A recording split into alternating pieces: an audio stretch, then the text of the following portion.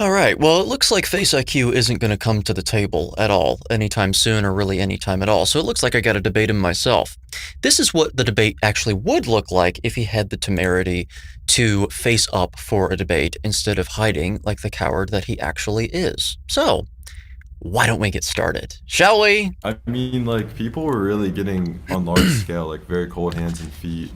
Large scale people. That's what he said. Large scale and people. There were people. What people were getting cold hands and feet? What people? The people in your community? Does that have any ability to inform upon, I don't know, what they were actually doing with their dietary regimen at all?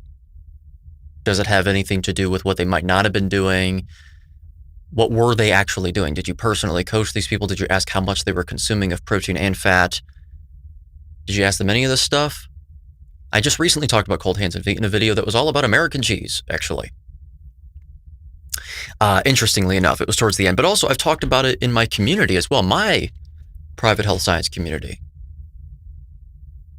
So it's something to look into, because really that has to do with an insulin problem. Too low of insulin can cause that. And guess what? If you increase your protein and fat intake, which there are different ways in which you can do so, especially protein, well, then you can ameliorate the problem. It can be a quick resolution to that issue. I've had it happen to myself, even whenever I didn't have symptoms, believe it or not. I didn't really think that I had cold feet all my life. And then I realized if I up my food intake by like 25%, then now I don't have them. So I never had any symptoms, but I had colder feet, which I've had, again, all my life, so including carnivore. And now I don't have them anymore. It's the first time in my entire life that I haven't had them. So carnivore cured my cold feet. What do you have to say about that? Come on. Isn't that interesting? Okay, let's continue. Firstly, I think the diet's really gay. Okay. So I think we might evaluate whether that is actually an adequate argument against a carnivore approach. Not to mention that whenever we talk about the diet, what diet are we talking about? The carnivore diet? I mean, what is that? What is that? Do you know? The carnivore diet. It's just an interesting question. We need to ask these questions. But okay, so Frost believes, if that's his real name, Frost believes that you can just say the diet, and that's all that matters. He believes that the diet, whatever that means, is gay. And he believes, well, there were a lot of people, like all across the board, that were getting cold hands and feet. Okay. So that's what we have at the moment. That is what we have. All right. Because you're only eating red meat. Like, I think that's super gay. Okay. So again, very substantive argumentation here, wouldn't you say? If you are wondering what FaceIQ's niche is, FaceIQ, also known as Frost, also known as real name unknown. Okay. The problem that he sort of contends with, the subject matter, is like facial enhancement, not through like plastic surgery or anything like that, but through some unorthodox means of enhancing facial structure. But really what it actually involves is him rating other people's attractiveness. That's what he does. It has been distilled down to, it's been reduced to that.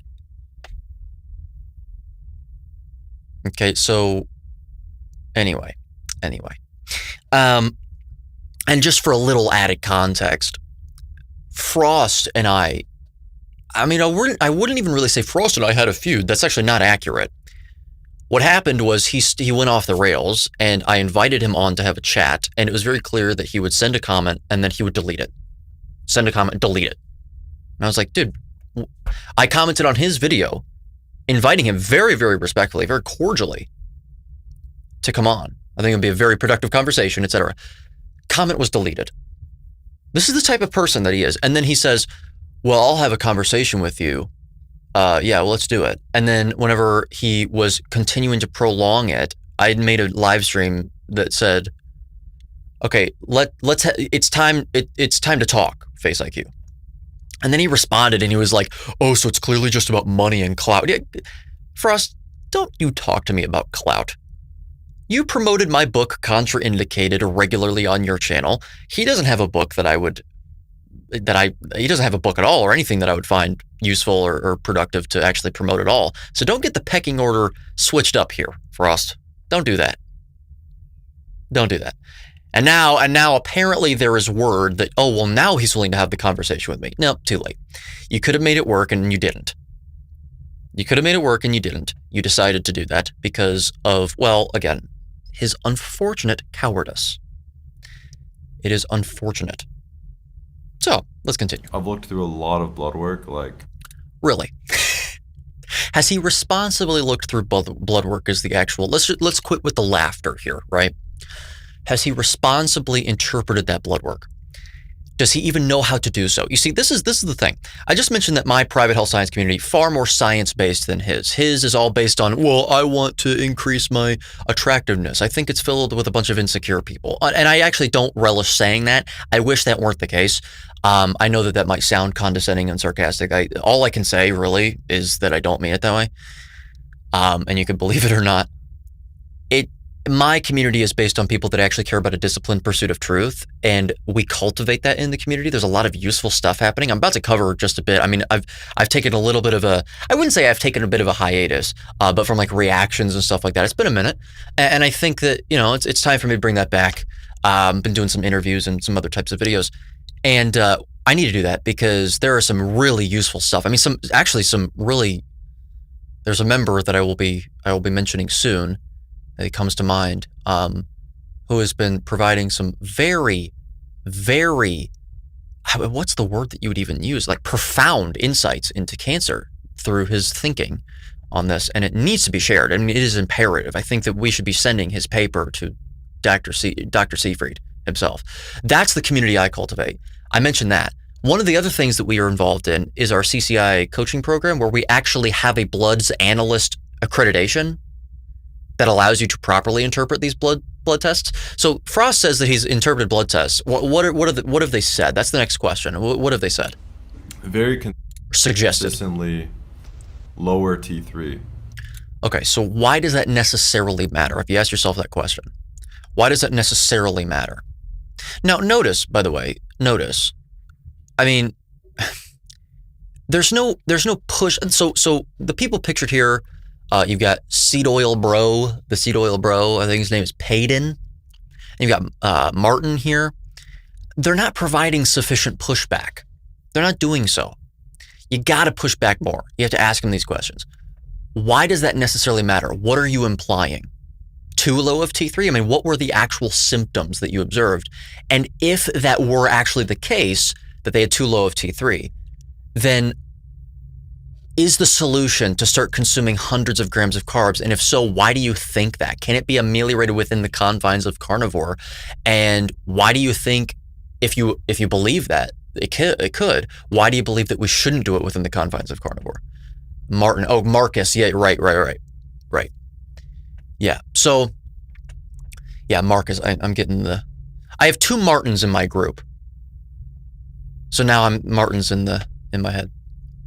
But anyway, I actually touch on T3 and all that stuff in my book, Contraindicated. In fact, this is Frost's favorite book. He promoted this regularly, and now he makes fun of it. And frankly, I mean, I'll leave you to have your own conclusions. No.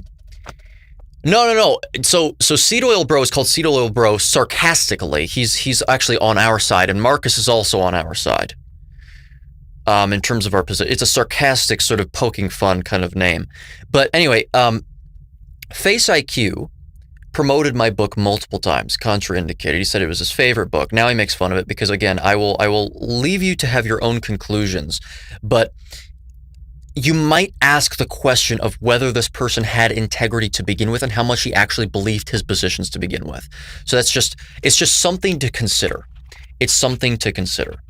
So anyway, I mean, I'm struggling to actually find precisely where it is in the book to locate where it is, but Anyway, you have to interpret thyroid markers in context, okay? If you have really, really high reverse T3 and you also have really high TSH, thyroid stimulating hormone, that might indicate a problem. But what did you actually observe, Frost? We need to know that. Very, very low hormones in general, like Low hormones in general. What hormones? low free T, low total T. Okay, so you're still talking about thyroid. Did you know, Frost, that T3 is actually very important in pyruvate oxidation, which is more active when you're consuming high levels of carbohydrates? What might you expect to happen to that T3 level in your own body if you surcease the consumption of carbohydrates? What do you think might happen? Do you think that context matters when interpreting blood tests? High prolactin, high estrogen. High prolactin and high estrogen. So once again, first of all, high estrogen, actually, that's an umbrella term. Like, we're talking about estradiol, for example. I mean, do you know this stuff? And once again, what was the symptomology? And was it more indicative of perhaps too low of insulin and a poor metabolic rate due to low protein or low absolute food consumption? Why don't we ask these questions? Did you ask these questions? That's very important, isn't it? The biggest obstacle that I see people having with respect to their carnivore journey, if they have an obstacle, is undereating.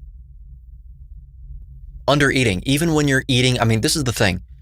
When Ken Berry talks about eating till comfortably stuffed, and Anthony Chafee says eat until you can't eat anymore.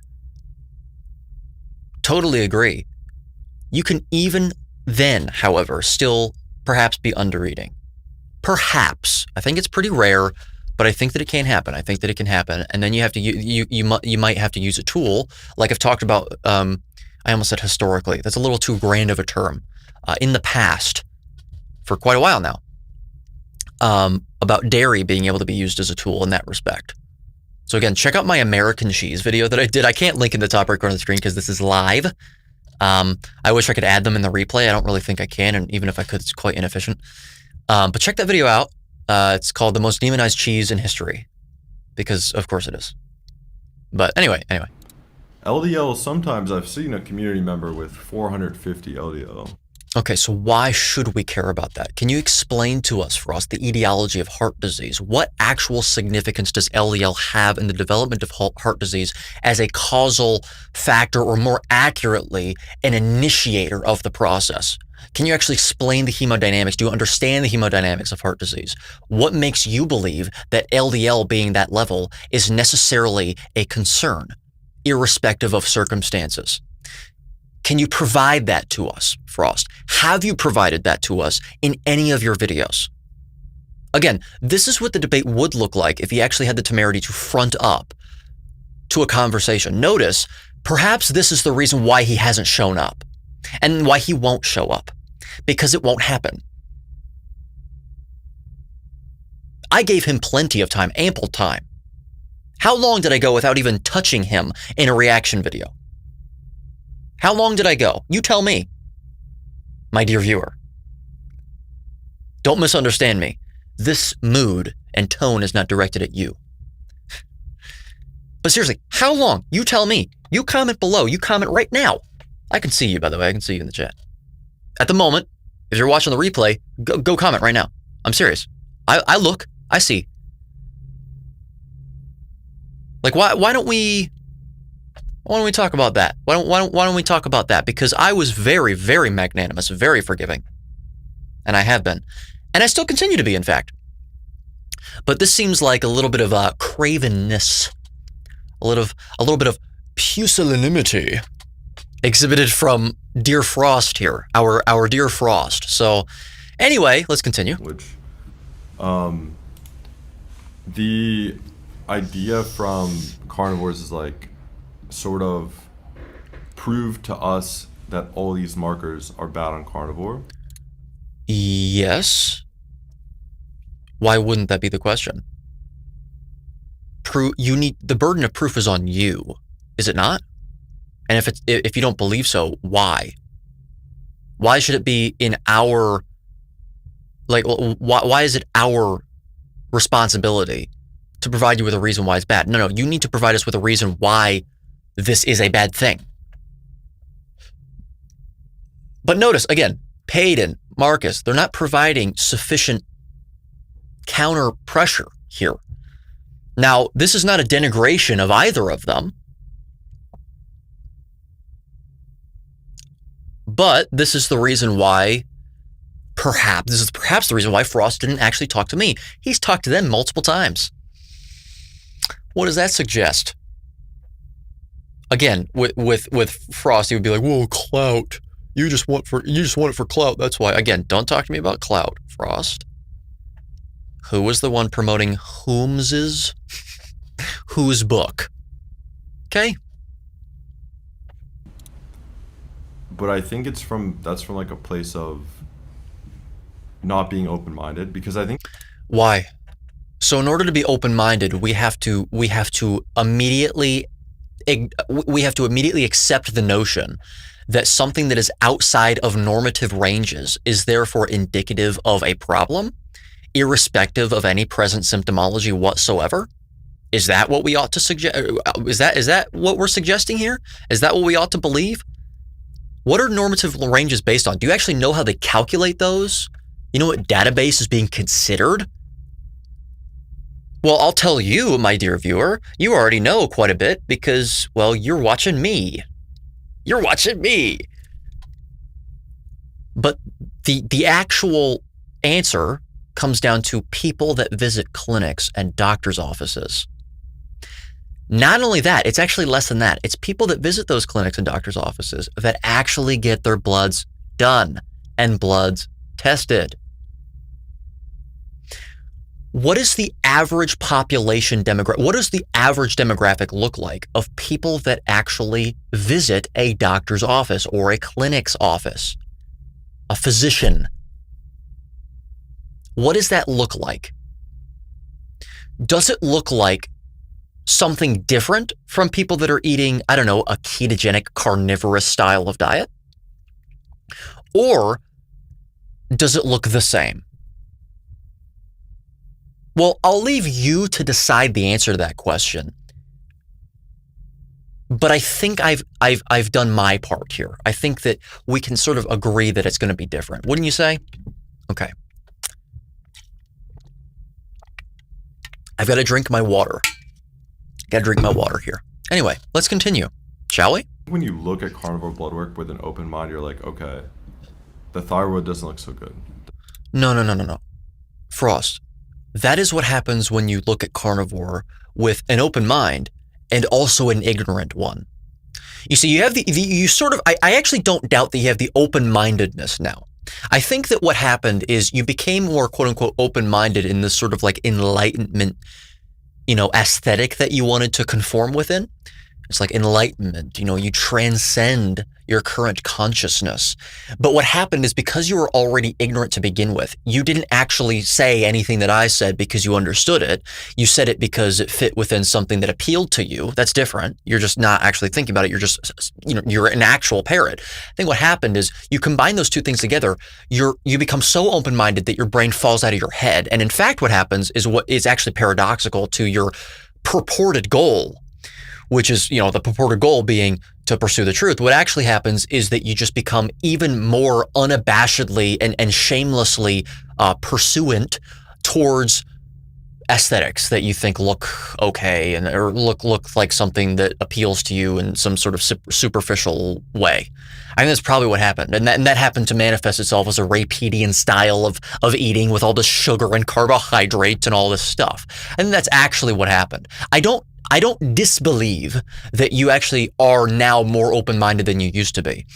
What the actual problem is here is your ignorance. You never understood carnivore to begin with. It's very clear because if I were to ask you to elucidate these concepts, you wouldn't be able to. And in fact, even further evidence of this is that you have avoided in every single circumstance the opportunity to talk to me face to face. That is what has actually happened. And the only thing that I can think of to explain that, I hope that you actually do a better job of explaining this. I invite you to do so. is cowardice. It's cowardice. So anyway, let's continue. Testosterone panel doesn't look so good. We have super high iron levels. Those. Okay, super high and doesn't look so good are opinions, aren't they, Frost? I mean, what is your evidence that they actually are contraindicated?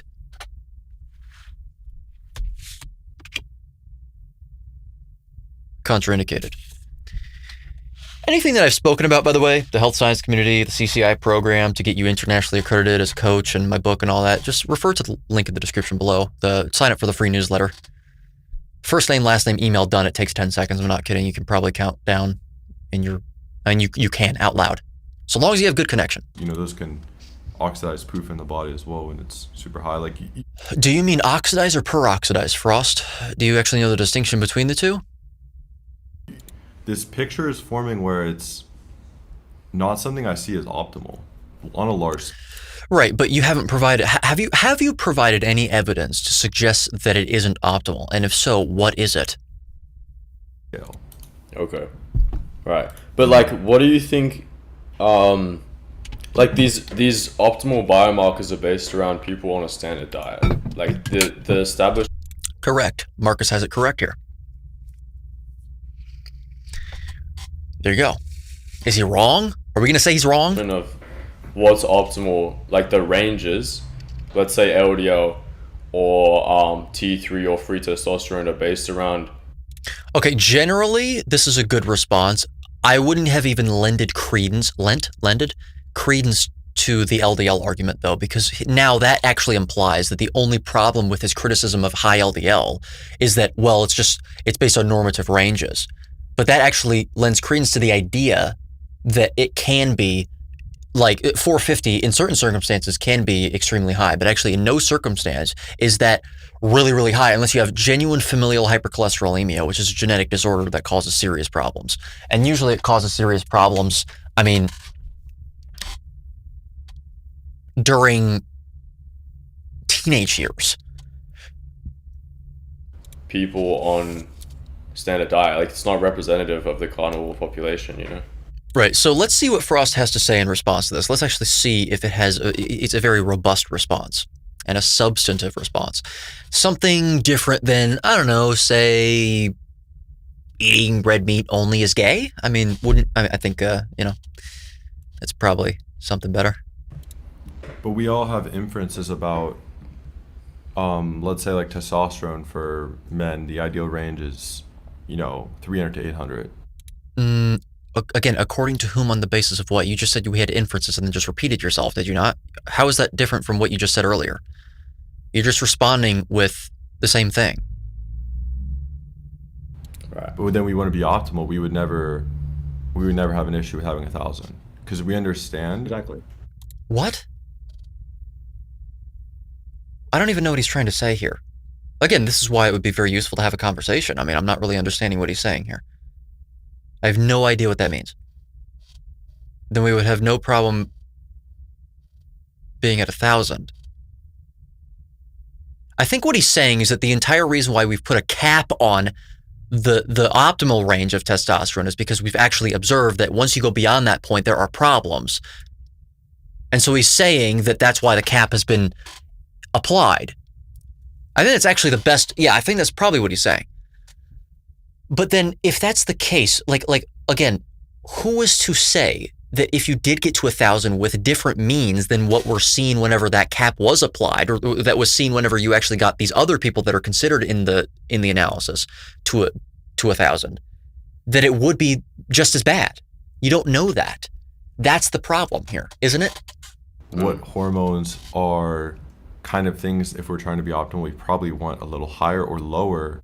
But how do you know that? What is your basis for suggesting that it ought to be higher? Do you think Sean Baker's testosterone levels are too low? Do you think that he would benefit from even higher ones? And if so, what's your evidence for that? And what methods would you employ in order to attain that value anyway? And are they indicated, given Sean Baker's circumstances? Why does no one ask these questions? I mean, seriously, these are the important things to ask.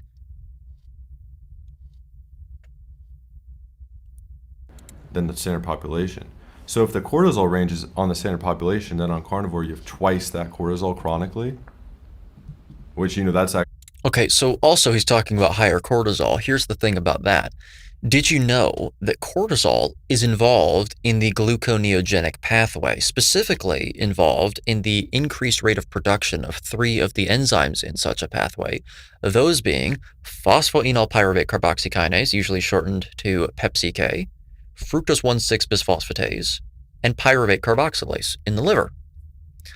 So if that's the case, might you expect that a diet that completely eliminates exogenous carbohydrates, external dietary carbohydrates, sugar, might you expect that diet to perhaps result in the manifestation or presentation in a given individual or set of individuals a higher cortisol level? Might you expect that to happen? And if so, what is your evidence to suggest that that is invariably, necessarily a problem, irrespective of circumstance? What were these people's presentations, and what mechanism can you provide that involves cortisol in any way that would explain that poor presentation, if they have one, is actually due to it, rather, or as opposed to, a problem with insulin? The final nail in the coffin for this one is that people that are actually observed to be ketogenic, it's been very few, so we only have a limited amount of data. Whenever cortisol levels are measured, they do acutely rise, not massively, by the way, in the studies that have been conducted in the conditions in which those people were involved in. But they actually taper off back to normative ranges later, very quickly, within a matter of weeks. Cortisol can go up in a way that actually is problematic or indicative of a problem. Absolutely, on carnivore as well. But usually it has to do with under-eating. I just did an interview with Coach Stephen Thomas recently. It was released on Monday. Go check that out, because we explain that. He goes through that.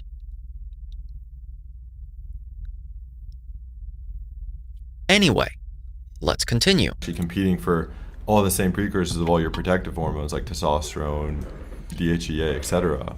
It's a steal. The pregnant. No, they don't necessarily do that at all, Frost. I'm sorry.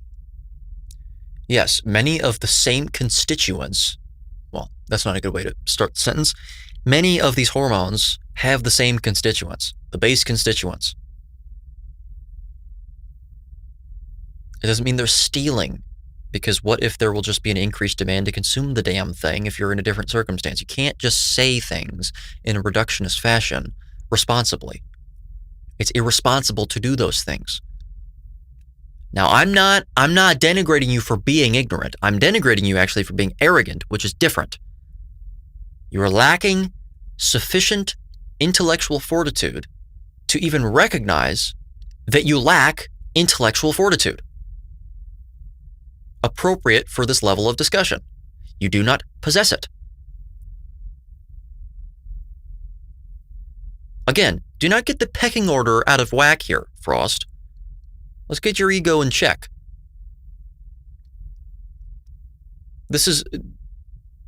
You're the one promoting my book. You know, I hesitate to even mention, well, let's just put it this way. Dr. Thomas Seyfried is someone I interviewed last week on Saturday. And at the end of that conversation, we had a little bit of a healthy disagreement. He suggested that I go and get a PhD. All I am saying, I am not here to self-aggrandize. I'm not. That is not what this is about. All I'm saying is I struggle to believe that he would say the same thing to Frost.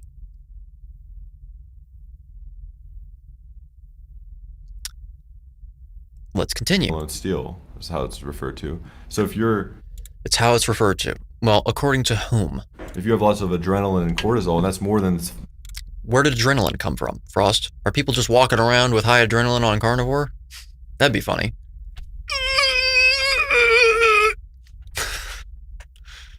That'd be kind of funny. It wouldn't be funny. It'd be very problematic. But adrenaline, my friend, that's what he's saying here. High adrenaline. Do you have high adrenaline? You think does it feel like you have high adrenaline on carnivore? And if you're not carnivore, welcome, by the way. We actually invite you here. No problems. Just view and watch and ask questions. We encourage that. But yeah, anyway, so adrenaline. Yeah, congratulations, Frost. You've made yourself sound even worse than you did before. Congrats. Anyway, The standard population, I'd say that would actually further my point. how would it further your point, Frost? Again, you didn't. What did you provide here? Can you articulate this a little better? It proves his point that the normative ranges are actually based on a poor population, a population with poor health.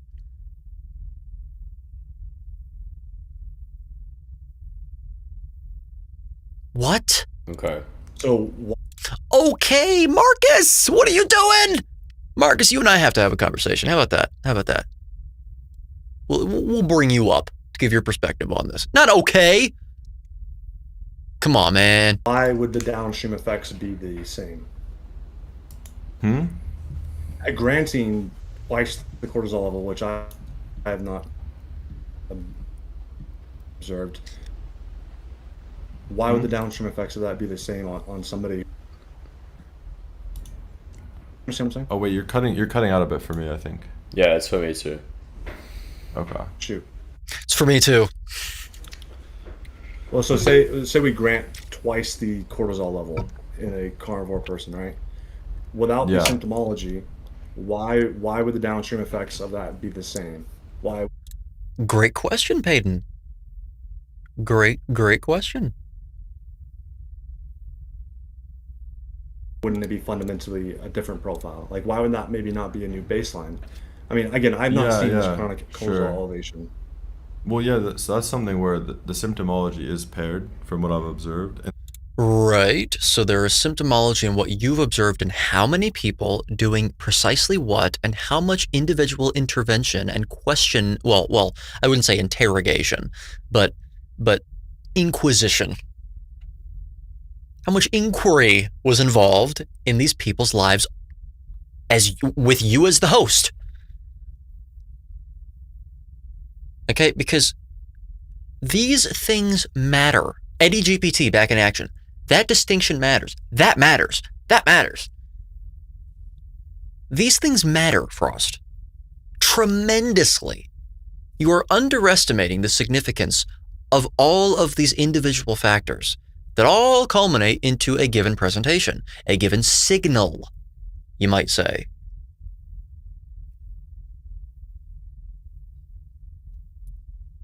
Was any of this observed at all? Was any of this even considered? What symptoms are we talking about? You've mentioned cold hands and feet, Mr. Frost. Mr. Frost. That's actually, yeah, hey, that's quite fitting. Cold hands and feet, Frost. Nice. Brr.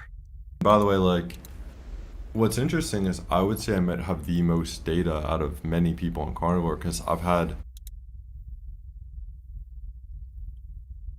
Well, wow, speaking of temerity, my friend, that takes a lot of balls to say, doesn't it?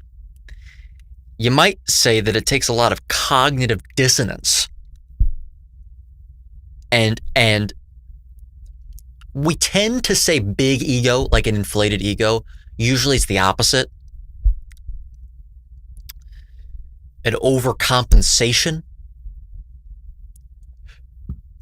So, anyway, I'm hearing that Marcus is now a carb enthusiast.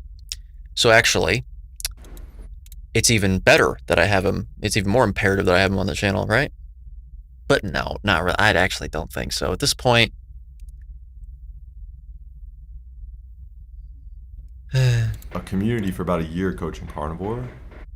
coaching carnivore. Okay, so remember what I said in the beginning about CCI and all, like the fact that we're doing a coaching program. Do you know why I started that? Or well, I didn't start it. It's not mine. It's actually headed by carnivore coach Peter, but I'm one of the 2 instructors in the program.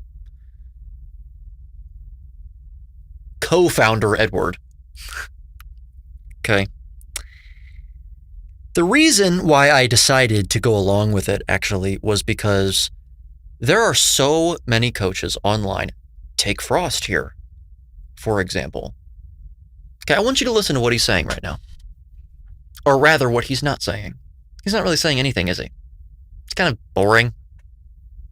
Right? That person calls himself a coach and gets people to pay him to coach. All right? Now, don't misunderstand me. I'm not against the paying part. Okay, like the whole idea of exchange, the voluntary exchange of currency. I'm not a cynic in that respect. The problem is, what are they actually getting? What are they getting? Well, they're getting Frost. And what are you getting with Frost? Well, you're getting this, aren't you? That's what you're getting. And so the reason why we started the CCA program is, first of all, we actually provide more accreditation than just calling yourself a coach. We have multiple international and national accreditations, and we're working on a really, really, really big one. A really big one, like the biggest one that we've ever gotten. I'm not going to elaborate further. You'll find out when you find out. Really excited for that to be something that I'm able to talk about. But yeah, we have all of these things. But the other reason is because so many people that have no idea what they're talking about call themselves coaches and then get people going, oh, well, I mean, they call themselves coach, so let me just go ahead and do that. How many people do you think have had their health ruined or have had their mental health ruined as a result of doing that? And so we provided this program for people that actually understand this to become certified so that they can outcompete the morons online. And so if that sounds like something that you're wanting to do, go ahead and sign up for the free newsletter to learn more about it and to explore the possibility of becoming a carnivore coach. Link is in the description. Link is in the description. 10 seconds, first name, last name, email, done. Then you're in, and it's completely free. So, let's continue. He's coached people. And around 3,000 people have cycled through it. And I was like hoping, like when I'm being... Okay, so Frost, 3,000 people cycled through it in a year. You want to repeat that? Let's hear that again. Let's actually hear that again. I want you to listen to that again. 3,000 people have cycled through carnivore because I've had a community for about a year coaching carnivore, and around 3,000 people have cycled through it. 3,000 people cycled through in 1 year. Do you know what that means? That means that he didn't spend hardly any time with these people, and they spent hardly any time in the community, and then left. He doesn't know anything about what these people were doing at all. They went in casually. They're casual carnivores. Okay, they're the people that hop in for a month and they go, yeah, I can't do this. This is too hard, and then just leave. And then they're the same people that leave and then say, well, carnivore just didn't work for me.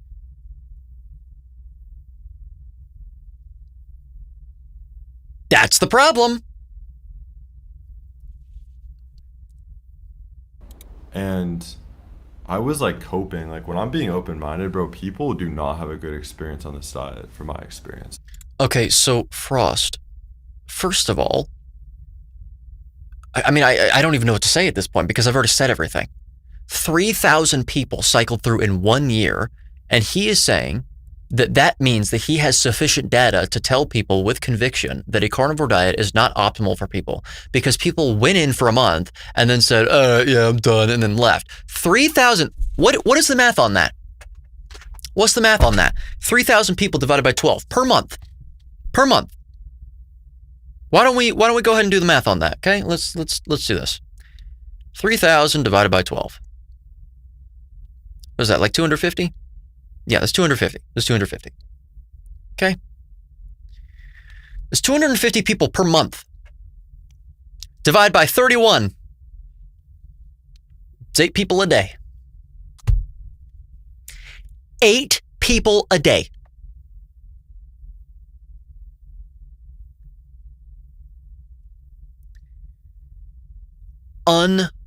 Unbelievable. Unbelievable.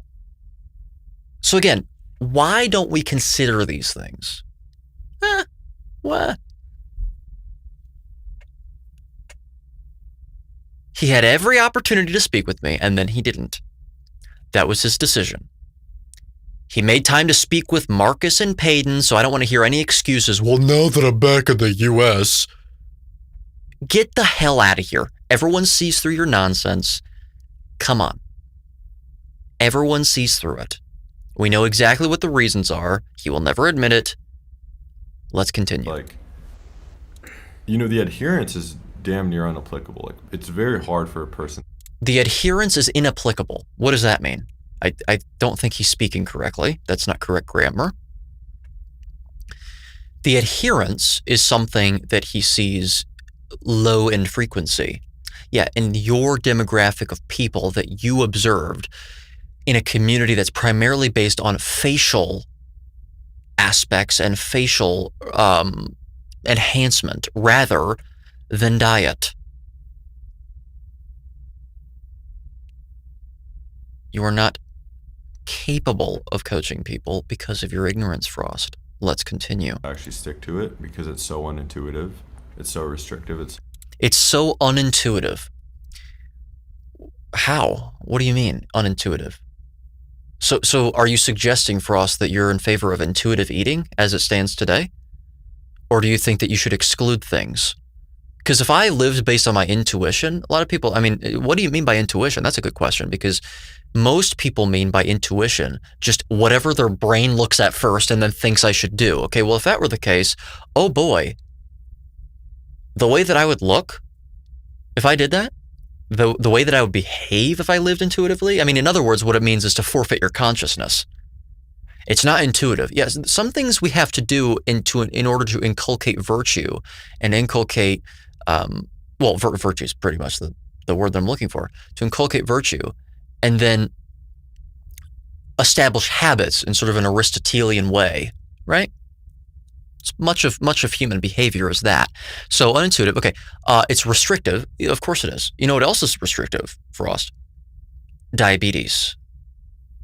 Taking drugs all the time. And being dependent on those drugs. Having Alzheimer's disease. Having heart disease. Having arthritis and fibromyalgia. Being extraordinarily obese and overfat. Having lots of acne.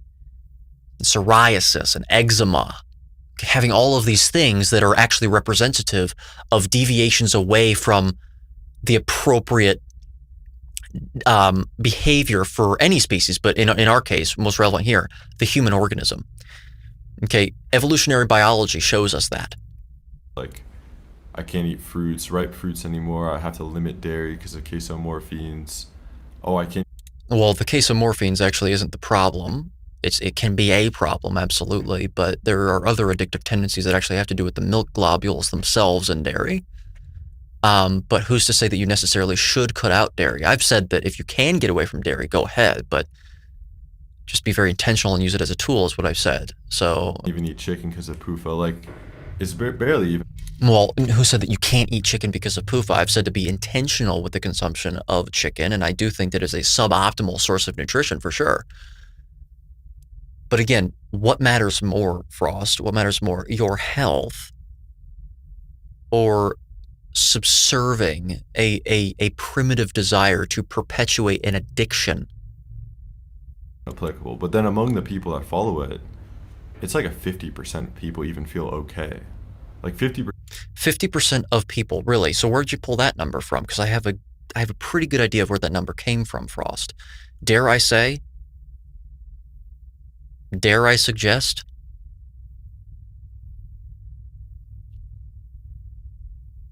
Percent of people in my experience have an actual health issue.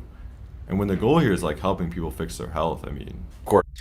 Right, so we already covered that. All right, here's the next one.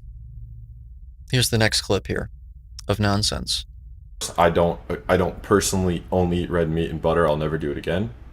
I don't think it's the best approach to actually implement into your life.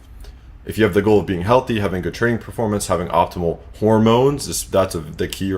But didn't we already cover, Frost, that you don't even know what that means and how to infer whether a range is actually, or a level is optimal or suboptimal? Haven't we covered that already? What evidence have you provided that you actually do understand this at all? What evidence have you provided of that? So you say, oh, it's not optimal, it's never going to do that again. What is your evidence for that? Do you believe in evolutionary biology, and do you believe in a species having an appropriate set of behaviors and in an appropriate diet, that it has certain a certain faculty set or certain facilities to actually withstand and tolerate?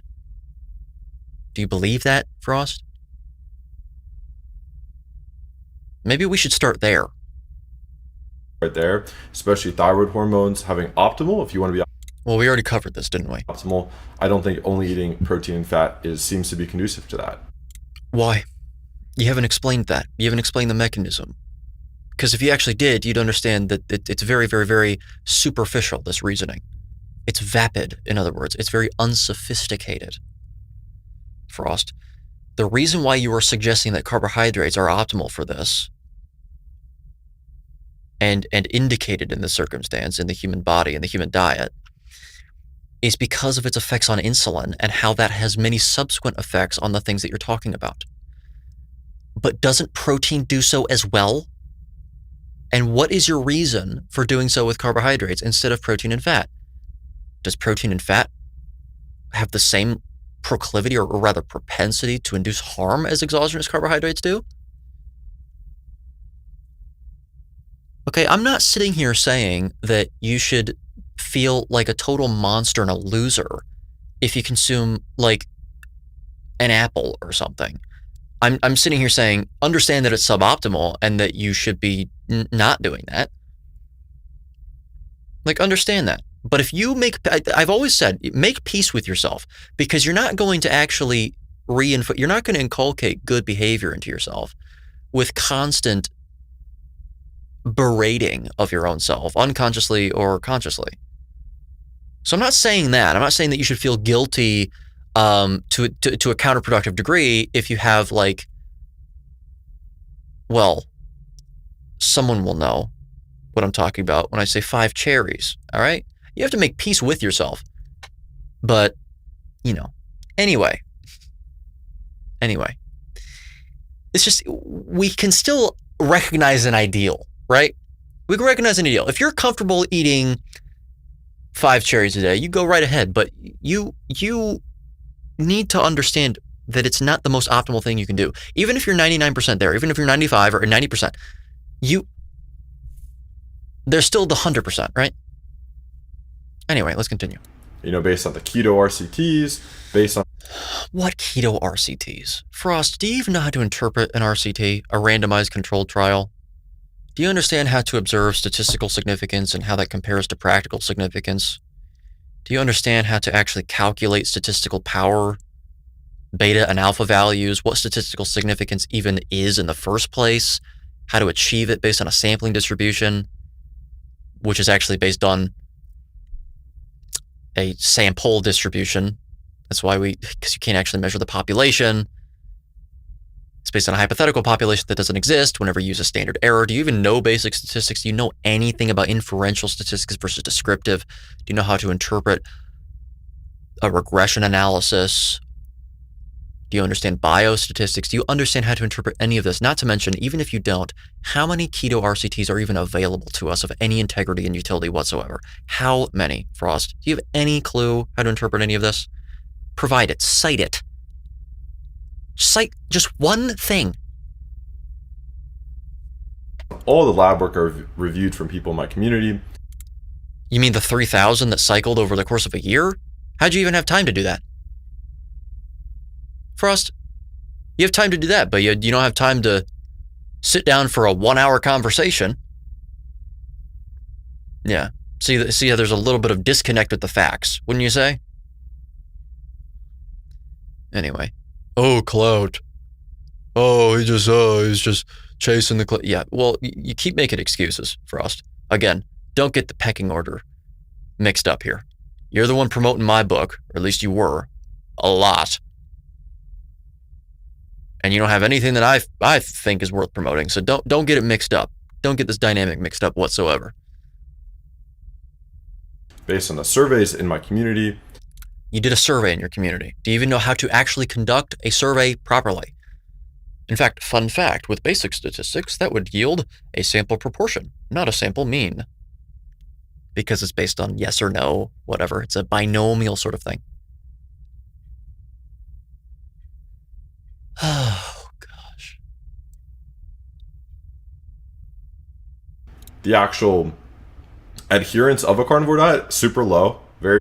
In the people that you observed, what is the average age group, and what's the dedication that these people have? What's their history and background? I'll tell you what, most people that arrive at carnivore are sick, and their adherence level is going to be much higher than them. So learn how to discern, become more sagacious, in other words, show some, not just discernment, but keen discernment, sagaciousness, sagacity, sagaciousness.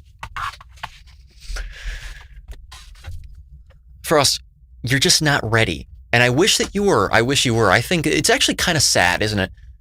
You had the opportunity to be just as good as me, if not better. You did. Someone that's my age, roughly. I think you might be, what, a year younger? I don't know. I'm 22. I don't know how old he is. You had the opportunity to be a stalwart defender, a fortitudinous defender of carnivore and a proper indicated way of eating for human beings. You did have the opportunity. You have a larger following. You had the opportunity. And instead what you did is you threw all of that away and deluded yourself. You have deluded yourself into believing that it's because you're now just open-minded. Well, sure, but that doesn't preclude you from being ignorant. Open-minded ignorance, well, that's bliss, isn't it? That's definitely bliss, isn't it? So, anyway. Few people can actually just eat meat and fat. Very few people can even do it. No, that's not true. You're projecting, Frost. You, quote unquote, couldn't do it, which is, by the way, really defeatist language, Frost. I can't do it. That's what losers say. I'm not kidding. Like, losers can be used as a derogatory, like a general derogatory term in a derisive way. I don't even mean it that way. I mean like in the objective, like that is what losers, like when you lose, that's how you lose things. That's how you fail, is by saying things like that. I can't do it. No. You decided not to, Frost. That's what happened. And by the way, very important to draw the distinction between someone like myself saying it surrounding a diet like carnivore and a vegan saying that. Frankly, it can sound very similar. No, you were not forced to go off of a vegan diet and eat animal products again. You made a decision. It's like, well, I mean, to be fair, they did. That is true. However, the reasons are usually quite different because veganism will literally cause deterioration of your health by consequence of its very nature. That's different. Its very nature is anti-human based on evolutionary biology and the Darwinian principles of evolution. Those, obviously going hand in hand. And the principles of vindication. That's different. So I know that it can sound, look, we have to be honest. It can sound cultic when carnivores say that. Absolutely. And sometimes actually it is coming from a place of cultic whatever. It's coming from like, oh, wow, you're it's us versus them now. You've joined them and now you're bad because, this conclusion is the one that I live by and all this stuff. But when it's different here. And I've already explained the reasons. Rewind if you'd like. Rewatch the video. Do it over and over and over again. Among the people that do it, which I did for a while, have started to get cold hands and feet.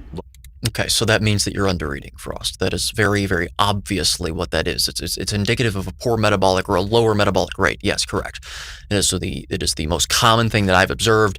It's the most common culprit that I've observed with respect to weight loss stalling on carnivore. That right next to excess dairy consumption, in fact. Especially in the form of high-fat dairy. Lower thyroid hormones, like lower T3, higher reverse T3, more T4, less free testosterone. Okay, so we covered this as well. You need to provide evidence that these people are actually symptomatic. And then once you do so, because I'm sure that there are plenty of people that are symptomatic that present with these blood tests and these blood values, you need to determine what the proper course of action is. You need to justify to us why, you need to explain to us why dumping hundreds of grams of carbohydrates down your throat every single day is the solution, and spiking your blood glucose and eating all throughout the day. You need to explain that to us, as opposed to eating more protein and fat, the macronutrients that, first of all, are actual macronutrients by definition. Carbohydrates are not. By definition, they are not macronutrients. Okay, but anyway, the two macronutrients that are actually required for humans to be consuming, and also are the things that we have been consuming without the context or outside of the context of exogenous carbohydrates, dietary carbohydrates, for millions upon millions of years. What do you know about evolutionary biology, positive and negative selection pressures, natural selection pressures generally? What do you know about this? What is the physiology that you understand about this? Actually explain this to us. You haven't done any of that, Frost. You're just saying, well, now I think that because now I'm open-minded. Well, like what? The implication there is that if you are open-minded, that's where you just naturally fall through, and that's where you arrive. And if so, great, make that point explicit and then explain how. I see the picture kind of be brought out, and that was my case as well, especially really high reverse T3, lower. So you got your bloods done, is that right? Free testosterone. Okay, so Sean Baker also has low free and total testosterone. Is he super low in testosterone activity? Does he look like he's suffering from insufficient and inadequate testosterone, Frost? It's not to say that people that exhibit Sean Baker's testosterone levels can't be bereft of sufficient testosterone and anabolic activity.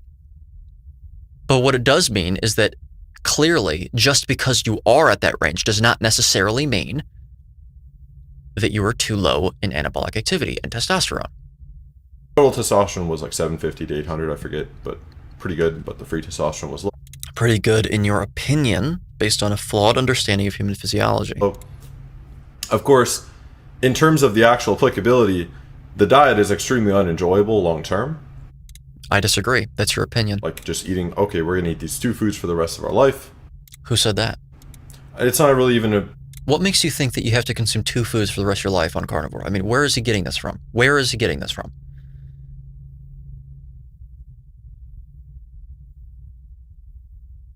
Where is he getting this from? If you're watching the replay, by the way, check out the live chat because there's a bunch of nonsense being said.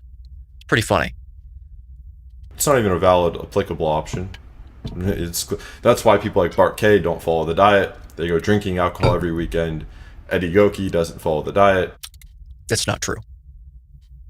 So Frost has, first of all, he has a large level of arrogance, a large level of ignorance. And also now he is a liar.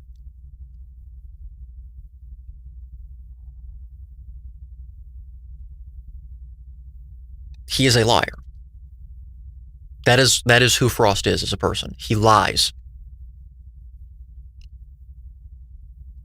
He is a textbook coward, by the way. And I really want to say that I don't relish saying something like that. I need you to understand that, though. Because if you are thinking about watching someone like him, I mean, it may very well be the case that you believe he's telling the truth, despite the fact that he's exhibited traits of cowardice. But just understand that might be a reflection of the integrity of the person generally, which might have some influence over the integrity of the information that they're espousing. It's very important that we get this out of the way. This is a person who lies. Marcus, he cheats. Like, all the carnivores cheat.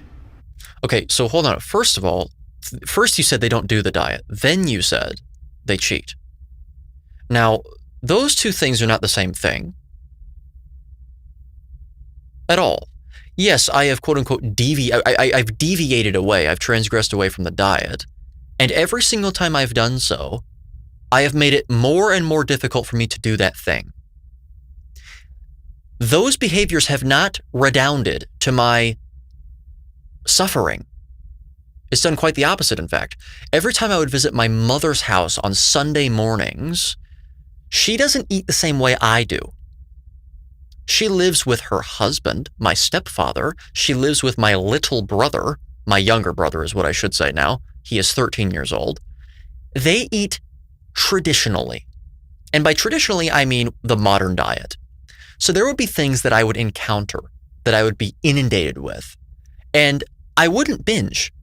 I wouldn't. There was one time I did so. It was the last time I went over to her house, by the way. It was a chicken pot pie. It was homemade. And I had a slice of that. I did.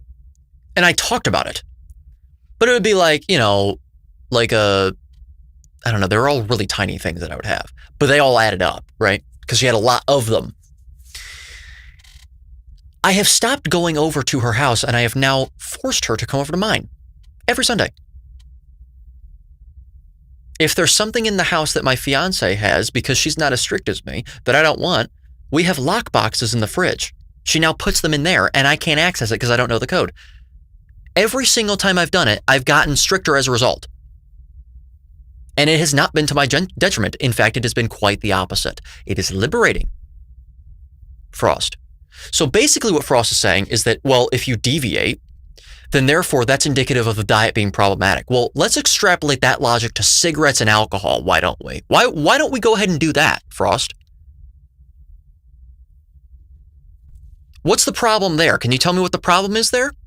Because it's such a unintuitive approach. That's right. Well, abstaining from smoking and abstaining from drinking is just so unintuitive. I mean, cigarettes are everywhere, especially alcohol is everywhere. So we might as well just take a stab at it, right? And then just not quit.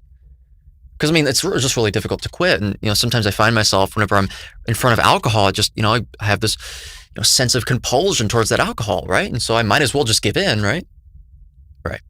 So this is what we see in people that are weak. Okay. It doesn't mean that you are characterized as weak. You're necessarily a super weak person definitively, but this is something that someone that is weak would do, right? This is actually conducive to you continuing to be weak as well. It doesn't mean to lord your strength if you don't suffer from this over other people. That's actually that's actually counterproductive for helping them. But what it does mean is that we can understand. Like, we can understand that this is an addiction. This is an addiction. And when you say things that involve defeatist language, you are perpetuating your loser status. Okay? Like, understand that. Understand that. Dubong 1. why none of them can even stick to it. That the proof is in the pudding, right? The fact people can't even stick to it. Eventually, I couldn't even stick to it. It's not. Couldn't. No. Didn't. You didn't stick to it, Frost. You didn't stick to it. And you did not find any reason to do so because you did not understand the logic behind it in the first place. It is actually quite funny that there are many parallels with veganism and carnivore whenever you talk about the rhetoric here. Again, I just covered this, but no, you just didn't want to. You didn't, but I already covered it. You can rewind. It is pretty fascinating, but it comes from a different place, and that's what matters. Not even. That distinction matters. And then some people add in raw milk, and then raw milk starts taking up more of the pie because it has the carbs that taste very good for. Correct. Reason, of course. Yes, for a reason. They taste very good for a reason. Do you know what that reason is, Frost? Or are you just saying that to justify your addiction? Because you have, again, I asked you earlier if you actually understand anything about evolutionary biology, and you don't. You clearly don't. You just explained that. You just evinced it right there, actually. Yes, there was a positive selection pressure exerted onto our organism to develop the taste for carbohydrates. That's true. That's why we actually like sweet things. What was the reason, inferentially speaking, as to why that occurred? Well, because people that had the ability to taste sweet things and derive pleasure from that had a higher probability of living to reproductive age. There was higher reproductive success with them. What does that indicate? Well, it means that clearly consuming the sugar had something beneficial. What? Well, historically, the only time that you would ever actually acquire carbohydrates, encounter them, was during fruit season to any significant degree. To any significant degree whatsoever. What did that immediately precede? And what does that immediately directly correspond with in species that currently still engage in that same behavior, lots of fruit consumption preceding winter? Well, I just gave that part, the first part away. Winter. Fat gain. Frost. You gained fat, which helps in times of food scarcity and also colder temperatures because of higher insulation, particularly in the case of white fat, of course. Does that now mean that we should be consuming hundreds of grams of carbohydrates every single day in our current circumstances where we have climate-controlled environments and don't actually have to suffer those consequences? Is that a congruent circumstance for us, or is that a different one? Looking back, I don't know how I was so brainwashed against carbs, but yeah. Okay, no, you weren't brainwashed against carbs. You were brainwashed, and you were an ideologue, and you were tribal. You're part of you don't know how to critically think about things. You can't even explain any of your positions, Frost. If you did, I would suspect that you'd probably have already done so at this point, and you haven't. You just say things like good fructose to glucose ratio, though. What does that mean, Frost? It's just a little spiel on the carnivore diet. Mostly, See how he says that's a little bit of a spiel, and then he didn't explain anything. A hormonal. There seems to be quite concretely, if you want to be optimally healthy, a decent optimally healthy seems a little redundant. benefit to having a level of carbs in the diet for your hormonal profile. Okay, that's in your opinion, and it's based on flawed understanding of human physiology and biochemistry. I'm sorry, Frost. That's what I would say. But the fructose doesn't get converted to fat in the liver in a healthy individual. Okay, so now we're talking about actual biochemistry. So this is another clip. Okay, so fructose doesn't get converted to fat in the liver in a healthy individual. Well, who's to say that, Frost? The studies that have actually been done on what happens with fructose when you consume it are usually done in people that are in a fasted state and they consume fructose in isolation, with the idea in mind that that is a more controlled experiment. The problem is that most people are not consuming fructose in isolation. They're consuming fructose in times of high I to G, insulin to glucagon. They have higher insulin, and that is what provides additional substrate for triglyceride creation in the liver. In other words, fat creation. You consume fructose in isolation whenever you have lower insulin, then there's not as much of a pressure, and a lot of it's converted to glucose, a lot of it's converted to pyruvate for energy production, but usually in the liver, if pyruvate's created, it's redirected towards glucose production. I covered this with Jay Feldman in a live stream recently. Balanced fructose to glucose ratio sources, a lot of it just goes. What's your evidence for that, Frost? In what people, under what conditions, under what controls, Frost? What was the sample size? What was the signal-to-noise ratio for any of the variables concerned in this study, in this analysis? What was the repeatability of the study? Was there any statistical and or practical significance of the study? What was the statistical power generally?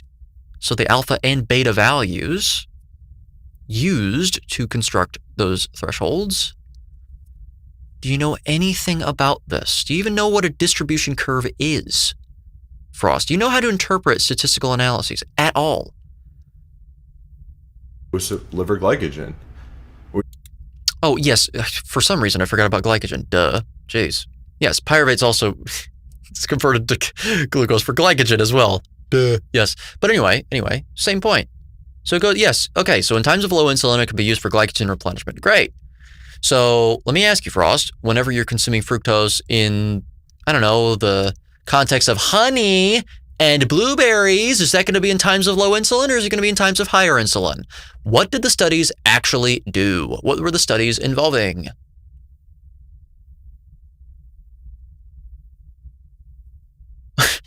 Notice that once you learn these questions, it's just, this is easy stuff at this point. It's just, well, studies show. Yeah, do they? What do they show? Tell us what they show, my friend. Then that does improve the T4 to T3 conversion. That's because of higher insulin, Frost. So you actually just contradicted yourself because you don't even understand biochemistry. Insulin is the thing that actually drives that upward. So you just acknowledge that actually fructose these foods with fructose in them, they can actually enhance the conversion in certain observations of T4 to T3. It's because of the insulin, Frost. There's your answer.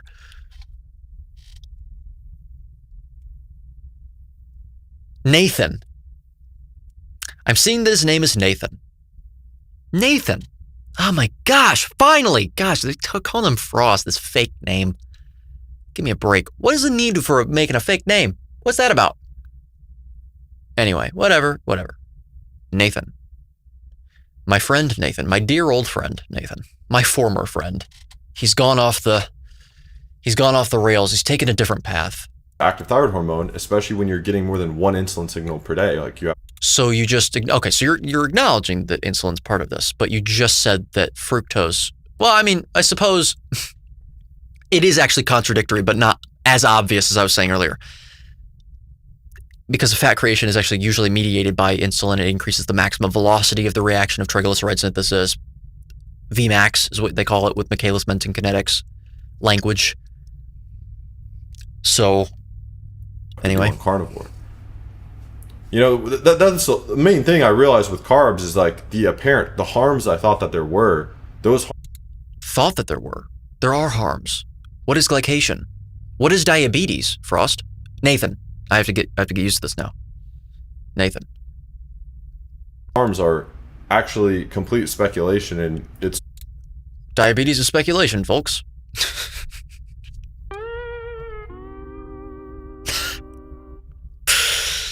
Holy wow. Yeah, just nope. Okay. So all speculation, huh?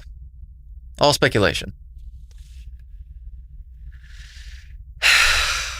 Glycation is speculation, isn't it? Okay, well, explain to us what the HbA1c value is. Context matters there too, by the way, but it still measures something. What does it measure? And also the fructosamine assay. What does that involve? Like all these things. Like just what the hell? What? Too deep to even know. Too deep to even know.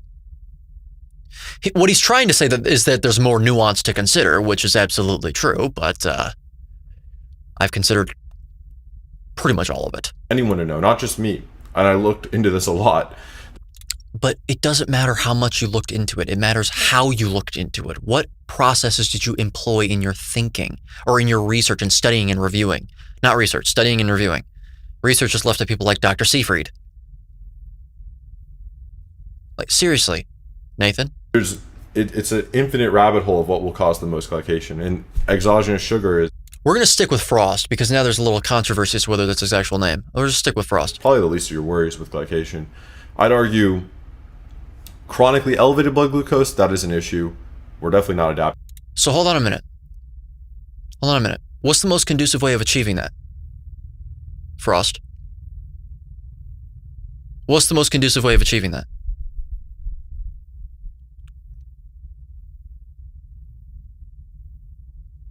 For that. It seems seed oils can, in effect, have glycating properties that would be... Okay, he's kind of got his head wrapped around it right with that. I just touched on this in my biochemistry course that I'm building. We finished rudimentary metabolism. It's going to be the best biochemistry course on the market when it's done. There isn't a question about that. It's just a fact. I am very, very, very, very, very minimally convicting about most things like that. Not very often at all in my life. It's just a fact. It will be. And yes, we covered lipid peroxidation because I covered beta oxidation in 4 parts. And when we talk about the oxidation of polyunsaturated fats, that is part of the process that you must consider is the lipid peroxidation. So of the amount that isn't oxidized, what actually happens to it? Well, it's peroxidized. And it breaks down into lipid hydroperoxides, and those are the things that are very unstable and break down into aldehydes. Glucose being an aldehyde, they both have similar effects. That's what he's actually talking about here. For context, like a gram of polyunsaturated fats can essentially end up causing more glycation than a gram of fructose by hundreds of times, it seems. So, based on what? Hundreds of times? Also, it's a false comparison anyway, because fructose isn't readily absorbed into the bloodstream for it to even have that effect. If people want to know why I used to say 7 to 10 times more glycating than that of glucose, I said that in my book. It wasn't even necessarily because of the fact that fructose is going to be damaging your tissues. It's to actually show, since it is, the liver has different ways of handling it, which is what actually causes harm. A disruption in the ATP, the purine pool of your liver cells, leading ostensibly to non-alcoholic fatty liver disease, NAFLD. That's something to look at. Don't worry about fructose or fruit causing diabetes. There's absolutely no evidence for that. In fact, there's evidence to the contrary. Paul, okay. Well, we'll just let Frost take cover, or take cover. Take cover. We'll let him take care of this. Oh wait, hold on. Blueberries improve endothelial. Oh, I've reacted. I've already reviewed this one. Paul's a moron. Paul's an absolute moron. He's cognitively dissonant. He's an addict. All sorts of fruits and fruit juices improve endothelial function. This is one of those things, if I were Paul, I'd actually leave this alone and not even try to make these claims. But you will. Really.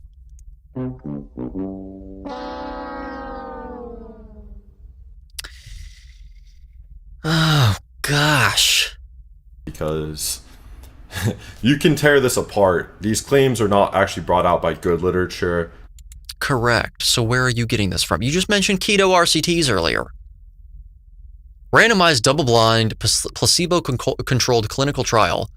Blueberry N of 23, N of 21 in the placebo group. P equals 0.024, so statistical significance.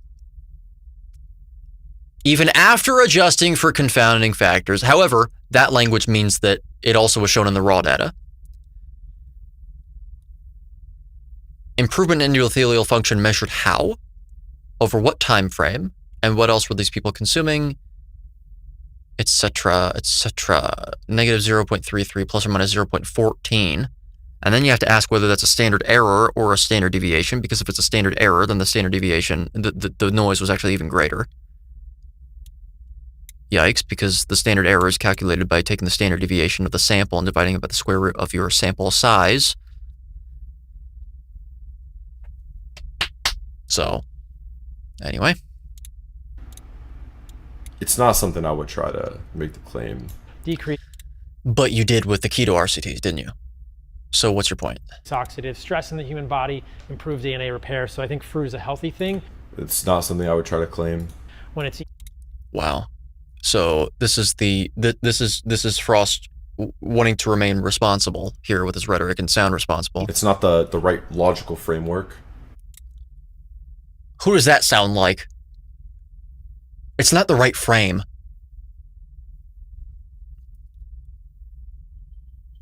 Standing on the shoulders of, well, biting the hand that feeds you.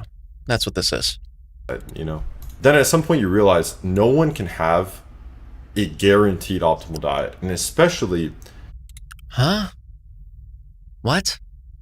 The hell does that mean?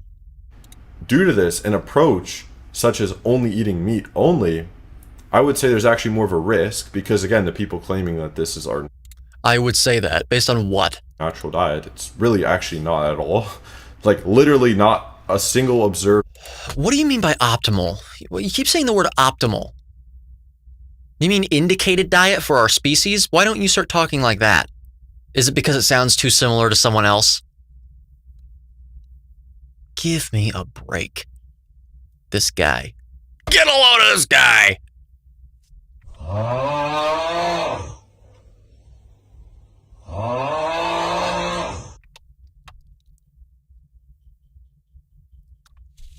Unbelievable. Why don't we start talking about indicated for our species? Because again, we have inferences. We have tools to use that we've used. It's a slam dunk what it is. Now, I'm all for conversation about, variation within the confines of carnivore. Okay, we can only go so granular into what specifically every person should be eating. Like, yeah, it's carnivore. It is. It's very, very low to zero carb. Yes, correct. But can we definitively say how much seafood we should be consuming, and how, based on ancestral lineage as well? Like, can we determine how much based on your ancestral lineage you should be eating of this food and this variation and all this stuff? It's like, no, you can't. And who cares at that point? Like, oh, great. You'll get at least 99% there if you're just carnivore. So long as you're not under eating, so long as you're not overdoing dairy, so long as you're sourcing properly, all these things that we can help to optimize being within the framework of indication. You need to explain to us, Frost, what your optimized frame considers and what it's based on, rather. Case of someone only eating meat in their whole life does not exist in. Oh wow, now he's using plant-based rhetoric. Well, someone that has been consuming mainly meat like their whole lives doesn't exist. Really? What about Maggie, the rancher? What about someone that I just interviewed today, I didn't interview her today, but it was released today, Charlene. I met her at Meatstock a few months ago. We talked, I think, every single day that we were there. We ate together. That was fun. Hello, Charlene, if you're enjoying this. She's been carnivore for basically 3 decades. What more do you want? Even pre-agriculture, because again, humans mostly were in the tropics.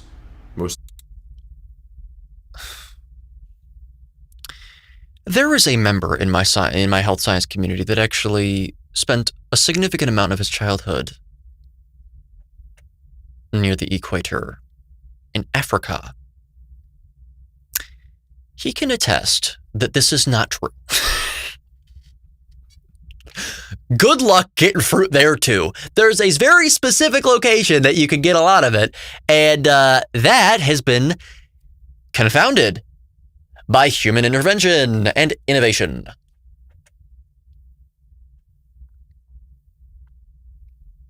Gosh.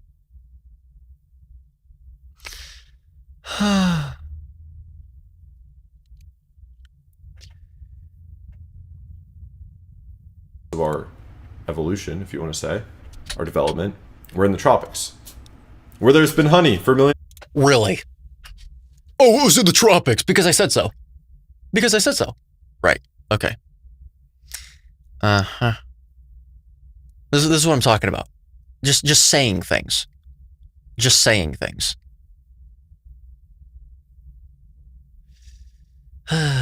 Again, if you're watching the replay, get a load of the live chat while you can. Dubong, you might as well just say one more thing and then I'll kick you out. Of years, it seems. So, and again, even the isotope data doesn't. It seems, really. Even the isotope data, which is confounded by many different things and has many limitations, as I've already covered, so go ahead. So all the protein was from megafauna. Correct. That's the main limitation. But it suggests a vast majority of it did. Now, granted, once again, limitation there. Because, well, theoretically, we know that plant protein is less bioavailable. Like, it's far less bioavailable. So, yes, of course you're going to see that more animal protein was integrated into structures. Like, duh. But then you have to ask yourself, do you really think it's plausible? Do you really, really think it's plausible that we were consuming large amounts of plants with the meat? I mean, really? Frost, most plants are toxic. We weren't eating them pre-agriculture. The agricultural revolution was called a revolution, Frost. Why do you think that is? It shows a large portion. There's some from tuber protein. A large portion, huh? How large is that portion, Frost?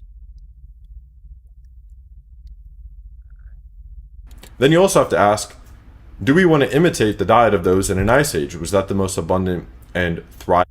No, that's actually not the question that you should be asking, Frost. The question is, what are our genes most evolved to tolerate?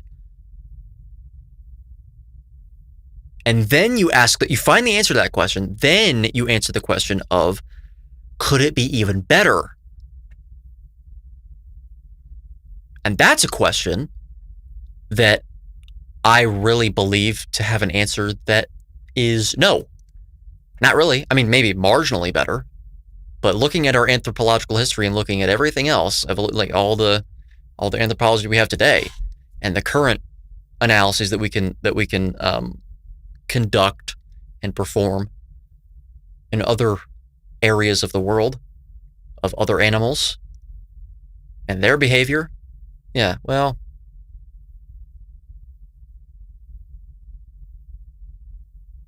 I don't think so. Environment to imitate. It's just such a deep story. I can go on more about it at some point. But you never do, Frost. You don't do that. You just say words. You just say things. I'm sure that if I actually... This is why you won't come up for a debate. / conversation. Because once again, the debate, I'm calling it a debate. It would just be a conversation. That's what it was with Resident Raw.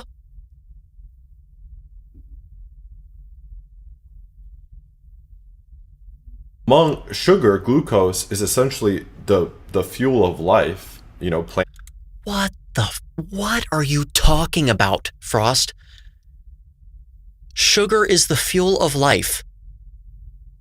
So again, just spiritual nonsense. Plants are photosynthesizing glucose. Every animal has glucose. We do require our glucose. Again, we don't need exogenous glucose. Correct. Now you need to provide us with a reason why we should be consuming it.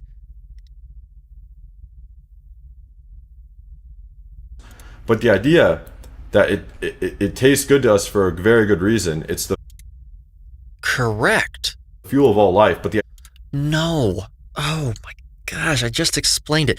This person doesn't even understand why we have the taste for sugar.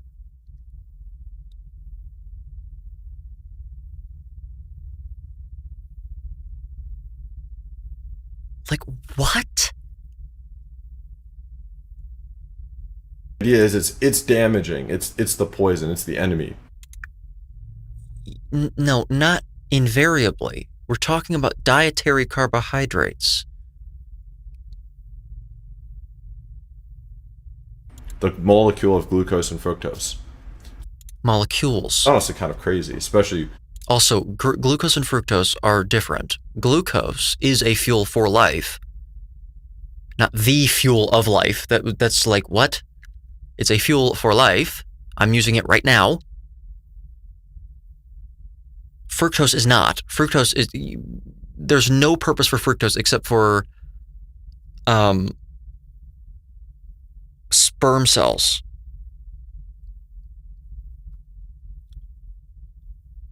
When all the only things against it are these shitty mechanistic speculations, which are language.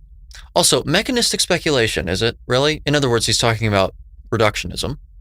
Is diabetes, I just want to ask, Frost, is diabetes mechanistic speculation? Why is diabetes a problem? Why do we care about diabetes as a society? What molecule is inducing the harm? Now, of course, he would say, oh, well, it's insulin resistance that's the real cause, though. What? Because you're getting over fat and all this stuff? Okay, great. You know what? Let's have you have that. Okay, great. What causes massive fat accumulation?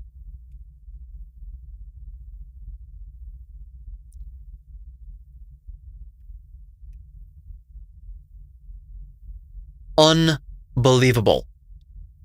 Completely ignoring how long the stuff's in the bloodstream if we're adept to deal with that small amount of glycation. So you admit that there's glycation going on at those spikes. How many spikes do people have every single day? How many spikes do you have per day? Is your diet conducive to resolving or mitigating frequent spikes in glucose. You just are an addict, Frost. It is a pathetic, pathetic look. Your lack of volition to even face me for a conversation, your cowardice, plus this, I mean, it says it all. You're hiding from what your actual, from what the root of your decision was actually is. And if those things actually prevent other sources of glycation that would be way more damaging, dicarbonyls like methylglyoxal. Okay, so now, oh my gosh, it gets worse. He's now suggesting that a keto diet is actually more glycating than his diet, which has hundreds of grams of carbs because of methylglyoxal. What is the actual concentration of methylglyoxal in the bloodstream of someone that's keto? Methylglyoxal is most reliably produced through carbohydrate metabolism as an advanced glycation end product. Can you believe this?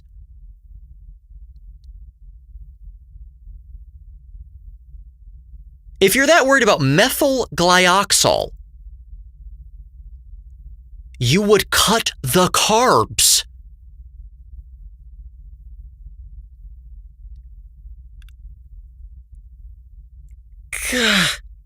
It gets worse. I didn't even realize this. I wrote about this in my book as well, Contraindicated. Frost's favorite book. Okay, he said it multiple times. Frost's favorite book. Here it is.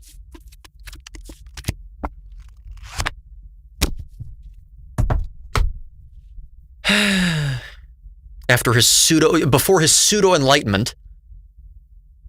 And then there's infinite speculation beyond that point. You know, I think Infinite speculation beyond that point. Speculation, is it? I think it goes a little beyond speculation whenever we have a diabetes epidemic. Just saying. sugar is definitely something I would include if I were you. Again, I changed my perspective, so maybe I Yeah, you changed your perspective that was rooted in ignorance for us. You haven't explained anything. no credibility, but I've been thinking about things for a long time, so. Have you? Well, just thinking about them without doing so responsibly and accurately is not sufficient. Potatoes. I'd probably skip out on the corn and peas. Potatoes, they're actually very ancestrally appropriate. It does get worse. I put this compilation together. I basically ripped all of his videos and scanned through it through some tools and deliberately put this together. And I forgot about this because I put it together in one day, probably in 1 hour. And then I just didn't watch it till the time was right. Because again, I gave him plenty of time to actually front up, and he didn't. I was as forgiving as possible. I love how this is the thing with his fanboys. I can wait a year for the conversation to happen and then finally do one, and then they say, "Dude, now he's definitely not going to debate you." It's like, we'll be old and like keeled over. We'll be sweeping the damn floor, and then I'll finally decide to sit down and go, "All right, now it's time. I have to debate him myself." And they'll go, "Now, yeah, really? You couldn't wait longer, dude?" I gave him plenty of time. I gave him months. Understand that. Months. Anyway, yeah, this gets worse. Potatoes ancestrally consistent on what? Okay, what do you mean by ancestrally consistent? What ancestors? Which ones? Because, I mean, this is like saying, well, look, Twinkies are ancestrally consistent. Snack cakes are, because my grandfather ate them growing up. Like, okay, come on, okay? We've been eating tubers for a very long time. The Very long time, huh? isotopes actually show this. Yeah. The isotopes actually show this, that you can't interpret. We don't want the protein or fat from plants. That's the whole point. We want the fructose and glucose from plants. No, you want that. Because you are an addict, Frost. You, my dear old friend. Buddy old pal, buddy old pal. Like, what's interesting is when you look at the actual outcomes, you have diets of people who can eat fruit ad nauseum. Like, they can just eat as much fruit as they want. What else are they eating? And what else are they not eating? What else are they doing? And what else are they not doing? What people are you talking about? Based on what inference? In what analysis? In what journal? What the hell are you talking about? They eat about 200 grams of sugar a day from fruit, which is... Freely does too. She actually eats more than that. Freely the banana girl. Freely the, she's gone bananas girl. Yeah, her. She's not fat. She's not diabetic. So does that mean that you should be eating her diet? Or are there other things that are going on?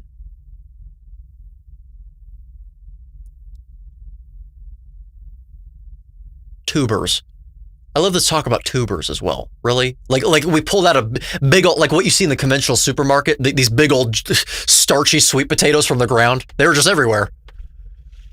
No, that is a consequence of the Industrial Revolution and also millennia of hybridizing the plants and grafting the plants to be starchier and sweeter.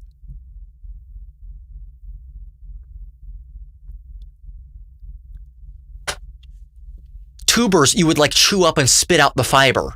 That's like, seriously, this is just ridiculous stuff. You really think we were out there seeking fibrous tubers outside of the context of starvation? Starvation. I mean, he talked about how, well, oh, do you really want to emulate the diet of people in the Ice Age? Because, I mean, we want to emulate their exact behavior. What were their living conditions? What did they have to deal with? And then at the same time, he also says, well, the isotopes show that we were eating starches, tubers and stuff. It's like, well, when did we eat tubers? We ate them during starvation. So should we imitate the starvation diet? Should we be imitating the way that those people ate? What were their conditions whenever they ate tubers? And just throw the logic right back at him. It's just contradictory. Hypocrisy is the tribute that vice pays to virtue. I understand. We're all hypocrites in some degree without realizing it. But, I mean, it's also our responsibility to call it out, isn't it? It's actually not much at all. It's moderate. They're not eating 1,000 grams of glucose a day or something.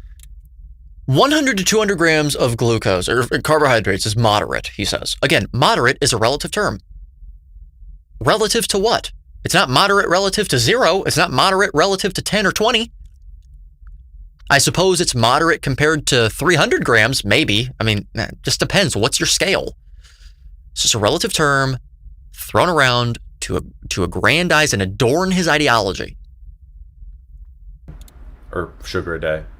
When people can eat as much fruit as they want, they actually, at a certain point, they stop eating it. It doesn't taste as good. The same way with protein.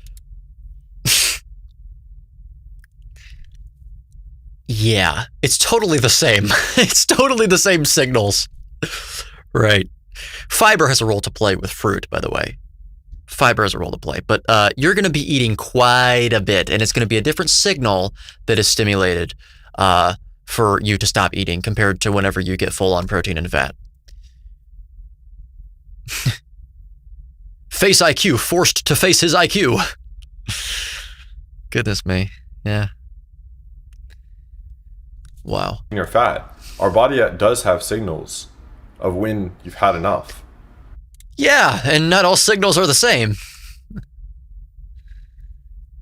Like, is this really something that we have to cover at this point? Do we really have to explain this? Like the first sip of orange juice, right, in the morning, that tastes way better than the fifth. And at a certain point... Correct. But you can still drink the damn fifth, and you're still going to have that pull towards the fifth. Frost?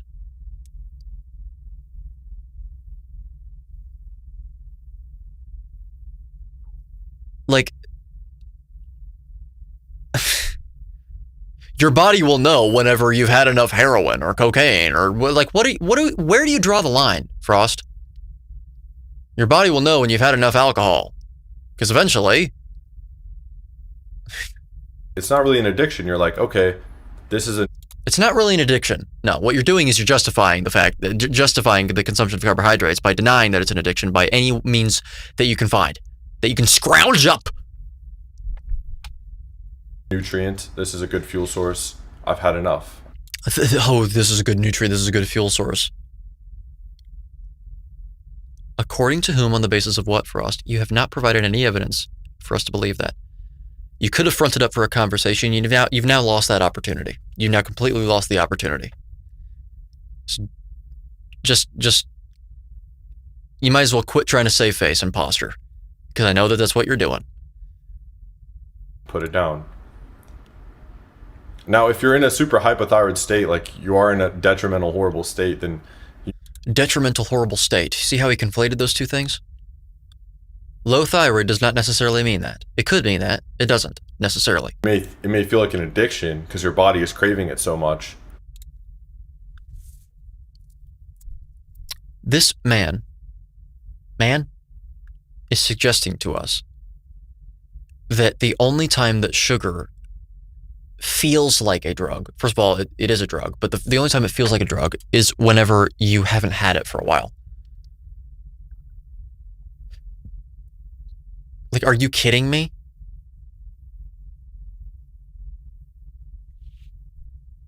But it's just a good nutrient, literally. It's like a good nutrient though, literally, like it's literally a good nutrient, okay. These could be substituted for fruits, fruit juices, some honey, maybe more dairy with honey.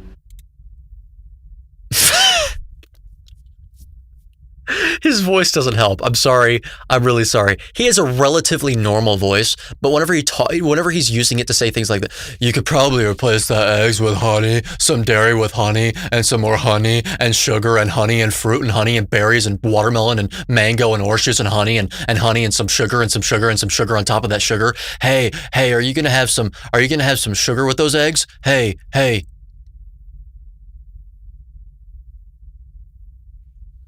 You could probably replace that with some honey. Listen to that again. Listen again. Listen to what he has turned into. Literally. I would say these could be substituted for fruits, fruit juices, some honey, maybe more dairy with honey. Maybe some more honey with some dairy and some... Okay. Because I would say he definitely is probably quite high on protein. Definitely more than a gram of protein per pound of ideal body weight. With that meal, Frost? Oh, wait, I'm sorry. No.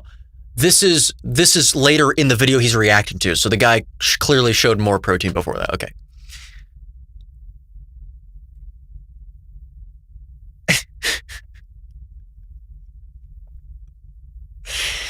Anyway, too much protein now is what he's saying. Too much protein.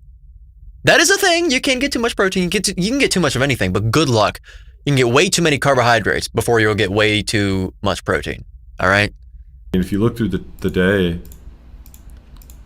how much protein is he hitting? I mean, that could be like, I don't want to... Hold on. Yeah, let's take a look. He had this plate, okay, and then he had, what? Day. Some raw eggs, okay. So 1, 2, 3, 4, 5, 6, 7, 8, 9, 10 maybe. So that would be about 60 grams of protein if they're large eggs, right? Okay. He's not getting all 60 because he's having them raw. Yeah. What was that? So 60 grams of protein. I mean, if you look through the day. Okay. Yeah, all right. He's got quite a bit of protein. All right, cool. But who cares?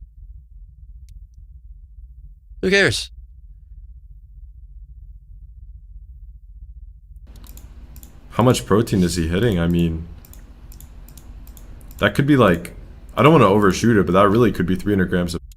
Damn. Yeah, that's a lot of protein. But I love how he's so worried about how much protein it is and not how many carbohydrates it is. Well, you could probably put some dairy with some honey in there, with some dairy on top of that, with some honey on top of that, with some berries, with some fruit, and with some mango. A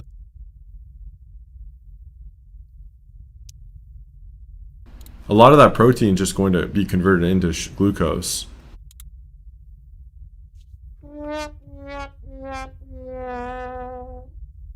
Really? A lot of the proteins could be converted. Steak and cake, man. steak and cake. Steak turns the cake. Have you ever thought about the fact, Frost, that when you consume protein, it isn't actually the protein itself that is just being absorbed and being used to create glucose, and perhaps it's actually the glucagon response, which means that it is demand-driven, which means it is fine and is not usually reflected, hardly at all, in a fructosamine assay over time as glycation damage. Have you considered that to be a possibility? But you're going to have, the ammonia byproduct if you're going super high protein. Oh my God. This man just learned about the urea cycle. The ammonia byproduct. Yes, it actually turns to urea, Frost, and then it is excreted in the kidneys, which is why we have a blood test for that called blood urea nitrogen. BUN. You also have oxidative deamination that occurs as well, which is different. There is no evidence that this is a problem whenever you're consuming a carnivore diet. Provide me with evidence, Mr. Frost, or anyone for that matter. Any doubters? And we can go from there. And you will have 15% more gluconeogenesis with no carbs. What a bold statement that is. Was I in the study that you're referencing? Plus or minus 50% plus or minus what, if you were to form like a meta-analysis here?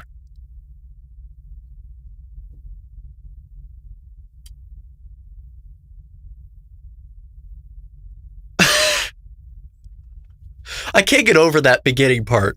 He could probably replace the steak with some like fruit or fruit juice or some honey or some dairy with some honey and some dairy.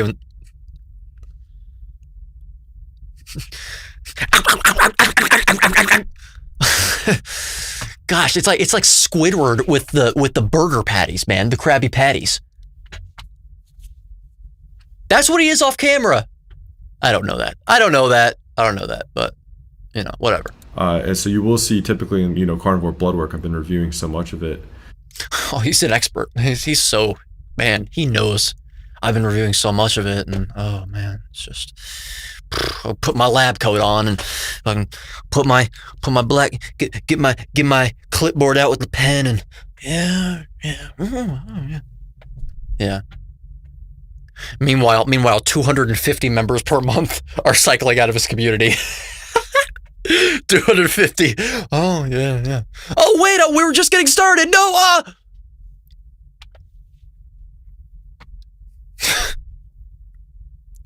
Have you considered replacing the steak with some fruit and some honey and some berries and some dairy with some honey on top of with the dairy and the honey and the fruit?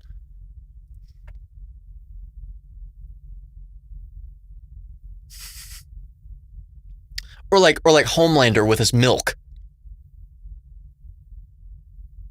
You do see cortisol. Maybe that's more accurate. Not just upward, but very, very high. Very, very high. We're getting technical today, my friend. Yeah, very, very high. What kind of levels of cortisol are we talking about, Frost? Very, very high. Right.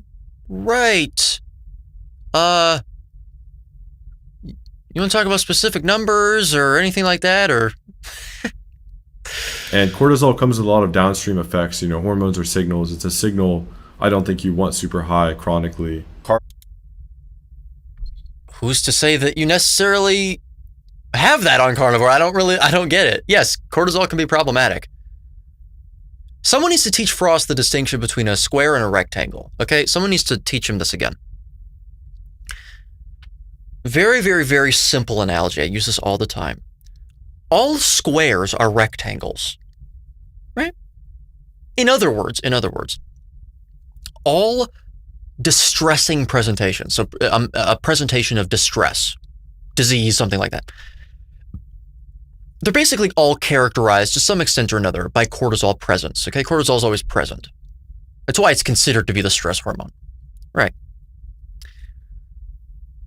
But not all rectangles are squares. In other words, not all situations that involve cortisol are distressing.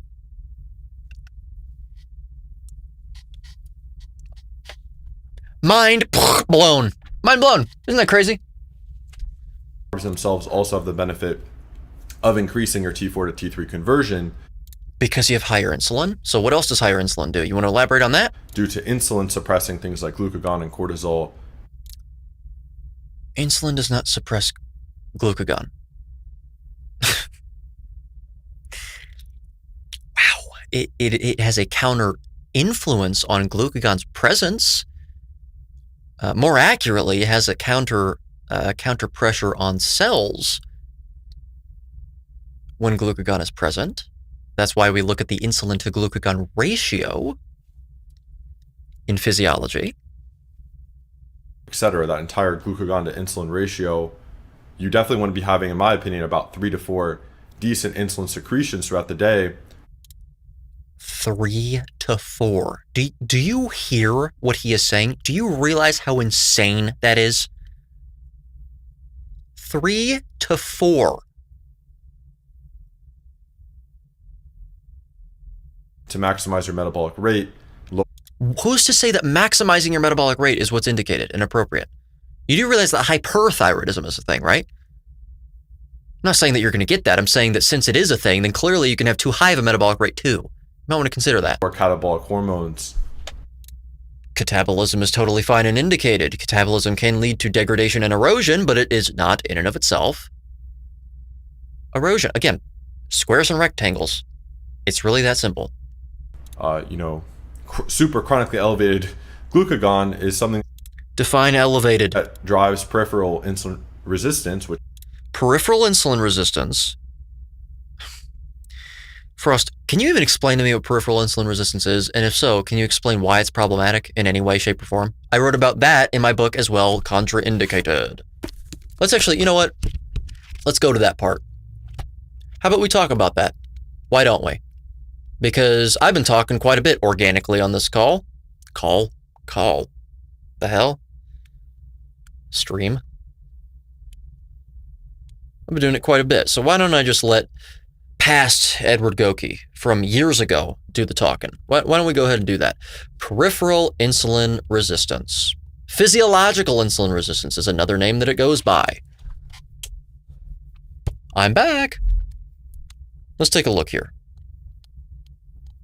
If I can even find it. Jeez, this is getting ridiculous, isn't it? Yep, I got it. Physiological insulin resistance. This perhaps sounds a bit misleading, as physiological insulin resistance as a concept is a real phenomenon and not a myth. Blah, blah, blah.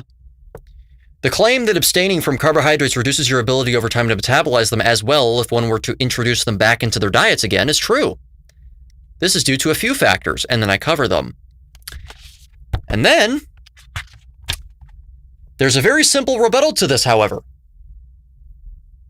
And that is that this is your body doing exactly what it's supposed to do. You see, people tend to talk about metabolic flexibility as if it's something that is incredibly important to have, the ability to metabolize both carbohydrates and fats in an effective way. But if you understand that carbohydrates are always, under every circumstance, contraindicated, basically, then you understand that this notion is ridiculous on its face. What animal in the wild is designed to metabolize everything effectively? Again, newsletter, free, link in the description, 10 seconds. First name, last name, email, done. Happened to me. I had a high A1C on carnivore, so. Oh my. Wow. This dude never understood anything that I ever talked about. Ever.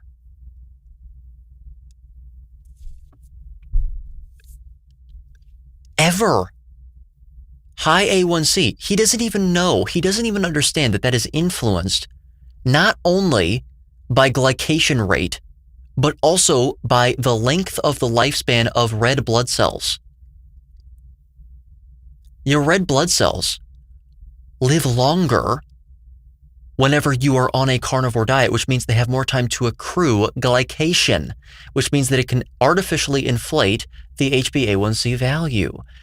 We can measure this with a reticulocyte production rate, reticulocytes being baby red blood cells before they reach full maturation. And we see trends in people that are carnivore, with upward trends in the reticulocyte production rate, or rather, decreased rates of reticulocyte production, which means that they're not having to produce as many new ones.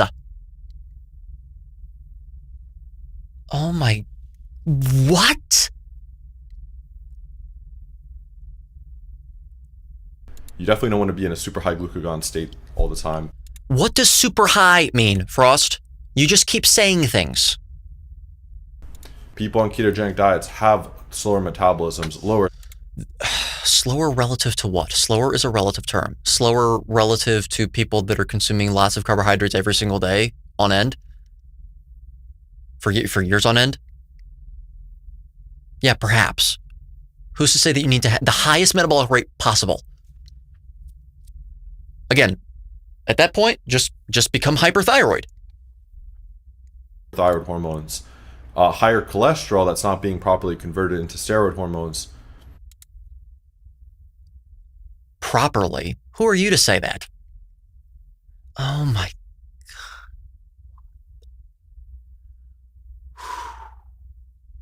Oh, it's bad. It's painful. It's painful. The picture's really clear. If you want Yeah, well, you know what? Look, I mean, it might be clear to you, but geez.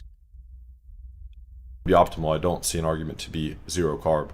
No, you see the arguments. You're choosing to avoid them and or not think through them. I was able to do it for a pretty long time when people like Bart K and Eddie Goki, they don't even follow it strictly. Yeah, see how he's like really, I make him insecure. It's very obvious that that's what I do. See how his mood changes whenever he brings us up? Making him do it like...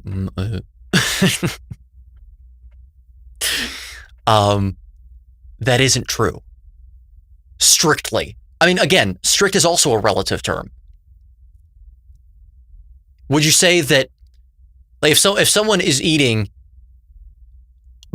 all carnivore foods, but they have like a side of blueberries, would you consider that not strict, or would you consider that pretty strict carnivore? I mean, again, and I don't do that, by the way. I'm saying it's just like strict. Again, what do you mean? We know what we know what his implication is. We know what his implication is, which is literally not even 1 gram of plants or anything, right? And it's like, yeah, I have made the decision before to not do that for like a day where I've had still overwhelmingly carnivorous foods. And then there's something like a little bit of chocolate or something. I'm not denying that. That's where he's getting this from. But notice that, I mean, his implication is, therefore, that actually just goes to show that nobody can do this. It's like if someone was trying to quit smoking and they picked up a cigarette for the first time in a while, and then they stopped for like a month, they didn't do it again for a month, and they do another one, like once in a great while. Usually it's not what happens. Usually they just go right back to smoking. But let's say that happens. Would you then use that as an example to say, see, that just goes to show that you might as well just fucking pick up smoking and just keep doing it? Well, smoking and carbs aren't the same thing. That's not the point. No analogy involves two of the same things. Get over it. It's the same premise. What's the requirement for cigarettes? 0. What's the requirement for nicotine? 0. What's the requirement for carbohydrates? 0. What's the indication? How frequently were we consuming those two things? 0 and almost 0. That's interesting. I think a lot of these big carnivore influencers, they actually don't even follow it. Well, if you'd actually been to Meat Stock, you'd understand that that's not true. Because, Raw Marcus, for example, has plenty of videos kind of demonizing carbs, but I just saw him post him eating milk and honey and stuff, so he's not... Oh, God. Well, I can't speak for Marcus. I don't know what he's eating. I don't know how much of it he's consuming. You can acknowledge a reality without fully meeting the ideal that you have set out to meet. Weak losers are the ones that say, well, therefore, you might as well just consume hundreds of grams, and then completely reframe everything, go back on every single thing that I said. No integrity, no fortitude intellectually or spiritually, I suppose. Just nothing. There's nothing there with him. Nothing. And I hope that changes for us, but you're a big boy, okay? You're an adult. We're basically the same age. We're all big boys here, okay? You better step it up soon. You think that the 40-year-olds that you meet that have that same mentality just ended up that way at 40? No, it started whenever they were 20-something. And now, before that too. Get a grip, bud. It's about time. You're never going to see that outcome of actually being chronically zero carb if all these carnivores are eating carbs. They're not good n equals 1s anymore.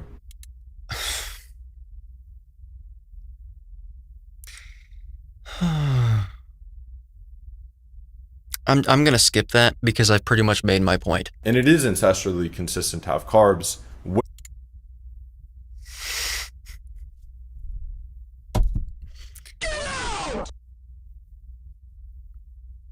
No.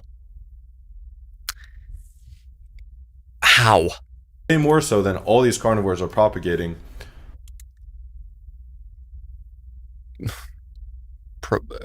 That's the wrong word, but anyway. When you really, really go deep, you'll find that... Go deep. How and in what way? You think, what, are you suggesting I haven't gone deep, Frost? The idea of us being on an ice bridge only eating meat is a... Ice bridge? An ice bridge?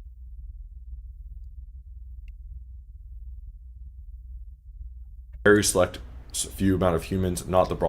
Oh, yeah, a very select few of humans. The Pleistocene epoch only involved a few humans for 1.1 million years, right? Okay.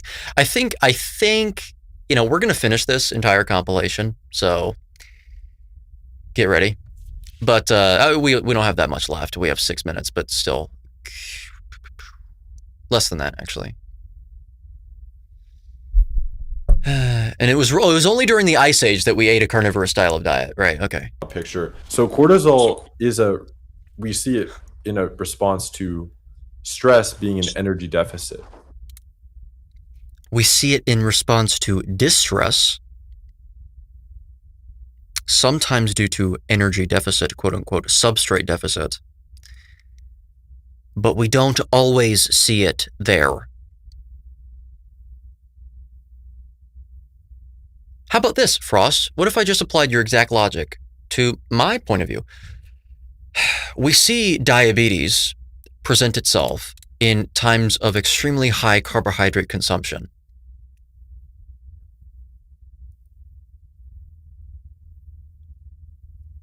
What, you see the problem there? This is a call he had with his school members, his little community. And by the way, I have my own community that we also do weekly calls, just like this, where we actually really talk about the granular details. Oh my gosh. But all these people are being beguiled and manipulated and lulled into his ideology based on the sheer amount of confidence that he speaks with. That's how Hans Selye coined stress. So there's... Oh, gosh. No. Stress is different from distress. My heart is stressed right now because it is pumping blood. Eustress and distress, right? Cortisol is present in situations where there is distress occurring, but not every single situation where cortisol is present is distress occurring. That's silly. There's going to be a level of stress, but there you go. Stress is the idea of your body has a requirement and it doesn't have what's needed to fulfill that requirement, so then it must generate that, which is a demand. Okay, that is distress. In other words, counterproductivity. Stress, if that makes sense. So for example, if I put you're at, let's say you're at 98.6 degrees Fahrenheit, and I put you in an ice bath, there is now a stress pulling your body temperature away from where it wants to be. Correct. That is a pressure. So if your brain needs glucose and you have no food coming in, there's a demand, there's a stress, so your cortisol will go up to See how he's using the word stress and he's applying broad definitions to it and taking advantage of the connotations that it has, which are negative, in order to, once again, manipulate people into believing what he's saying through certain words. Amino acids into glucose. I mean, I see benefit. No, not amino acids, Frost. That's one element, and it's not the primary one in ketosis when you're fat adapted. In ketogenic states, on ketogenic diets. It's primarily from glycerol backbone. No, actually, it's primarily from lactate, recycled. So glucose metabolism itself supplies more glucose. Then it's the glycerol backbones of fatty acids, the glycerol backbones of really triglycerides.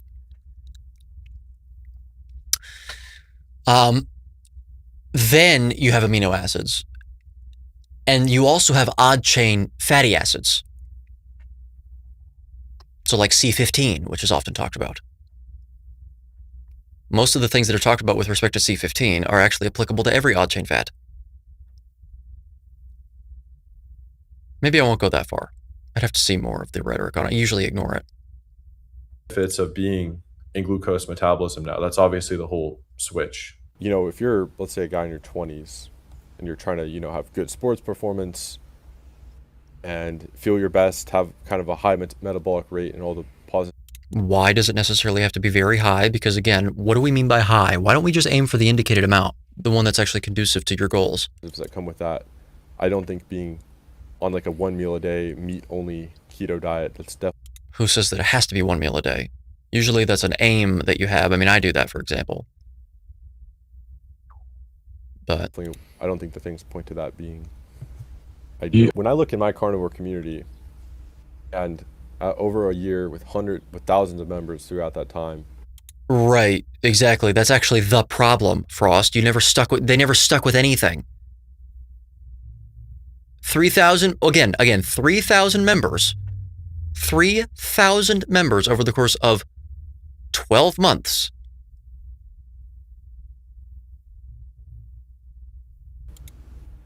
With applicability, even if, let's say, he does not know how to use the word applicability, by the way. He has no idea what that means. After a year of perfect carnivore, you're going to have the same performance.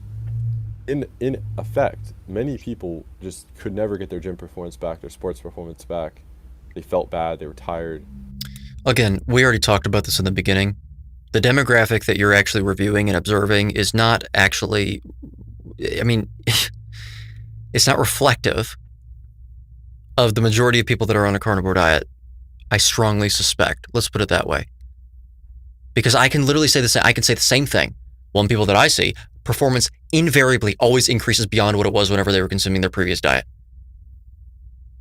It dips. Every single person I've talked to, it dips initially, skyrockets very quickly afterwards. And not only that, the recovery time after the workout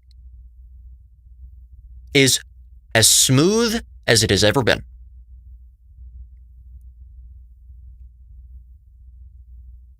See that? But then he would say, well, he'd probably have the same objections that I have. So why don't we start talking about mechanism and evolutionary indication and stop wasting our time with all this nonsense? I think anecdotally it's clear that the no carb thing for, performance is not, for anabolism is not doing so well. Okay, again, based on people that were in his community for what 250 people a month leaving his community. So they got in there for a month or so. Granted, that does assume that they joined at the beginning of the month and then left at the end. They could have joined a few months before. I mean, there's other things to consider, but still, hemorrhaging members. I wonder why so many people are leaving his group, huh? You ever wondered that?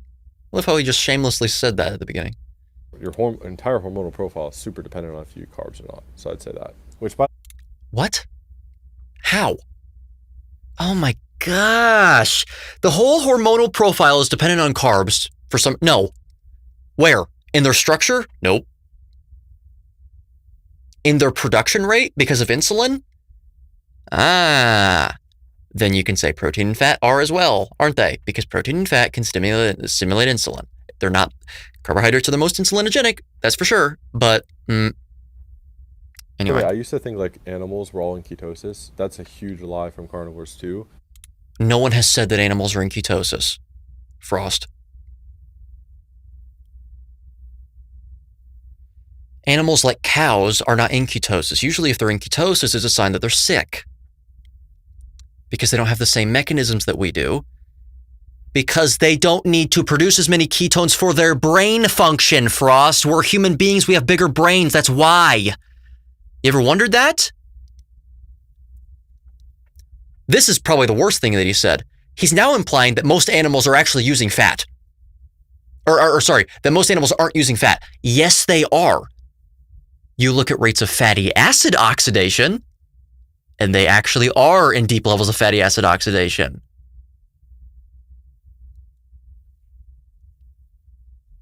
You literally used the worst example to prove your point because it actually disproves your point. No one said they're all in ketosis. We're all saying that they're not using carbs for energy purposes, aerobically speaking.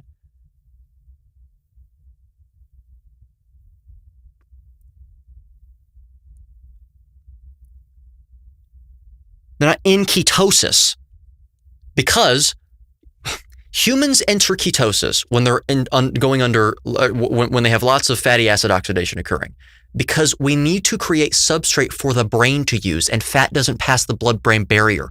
Other animals that have smaller brains, and therefore less of a fuel demand, they don't need that.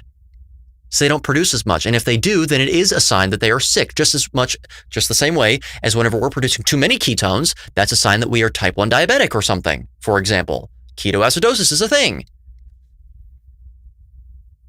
It's actually considered a sickness if a cow is in ketosis.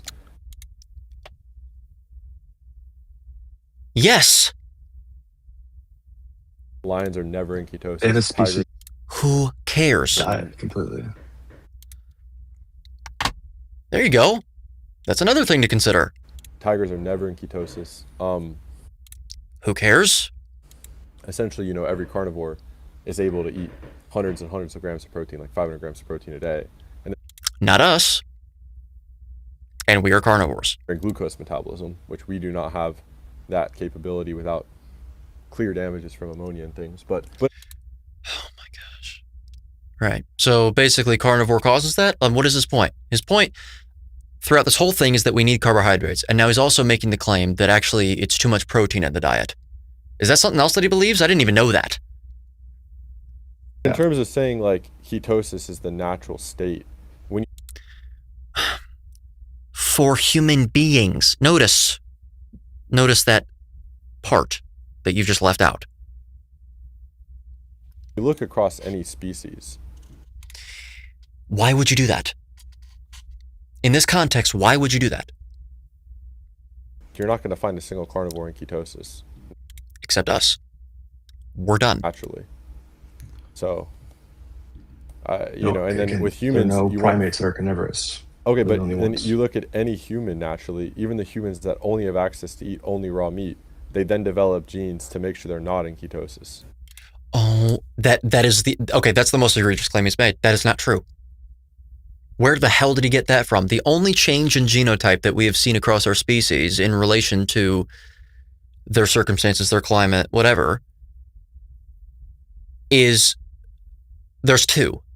One has nothing to do with any of this. It actually has to do with malaria, and it's in Africa. It's the sickle cell disease phenomenon that it results in. That's because of malaria. It's antagonistic pleiotropy for you. But it's the Inuit. They have a gene that actually prevents them from entering ketosis because, well, it's a pretty intricate mechanism, but it is because of the cold climate they exist in. So they use more fat to create heat instead of creating ketones. So there's actually a higher incidence of infant death syndrome and also sudden adult death syndrome over there. Because they cannot fast. They are not able to fast. It's not something that they're able to do. Or else they will die. Frankly, I don't like that. I don't like the idea of that at all. I'd like to be able to go without food for look, sometimes I'm on a road trip. Sometimes it's hard for me to find something to eat because it's all garbage. I like the ability to fast for 48 hours if needed. Frankly, that's just me personally. It's not because they're eating raw meat, you absolute imbecile. There are just these other benefits of carbs being really a superior fuel to use for your cells. Like what? Again, oh gosh, are we going to get into this here? I don't remember what I put together. I'm not kidding. You know, if you have a deficiency of B1, a deficiency of thyroid hormones, these things can impair your ability to use glucose as fuel. That's sure from eating the glucose itself. Sure. That's a metabolic disease. That's not. It can be. Beriberi, for example, is a metabolic disease. Wet beriberi, dry beriberi, get different types that involve B vitamin deficiencies. I think B1. From eating fruit. That's from eating the seed oils and the fries. The fact it can be from both, Frost. That glucose is, I would say, a superior fuel to be using in your cells throughout your body. Tell us why. It creates more ATP per unit of oxygen. So what, Frost? That doesn't mean anything.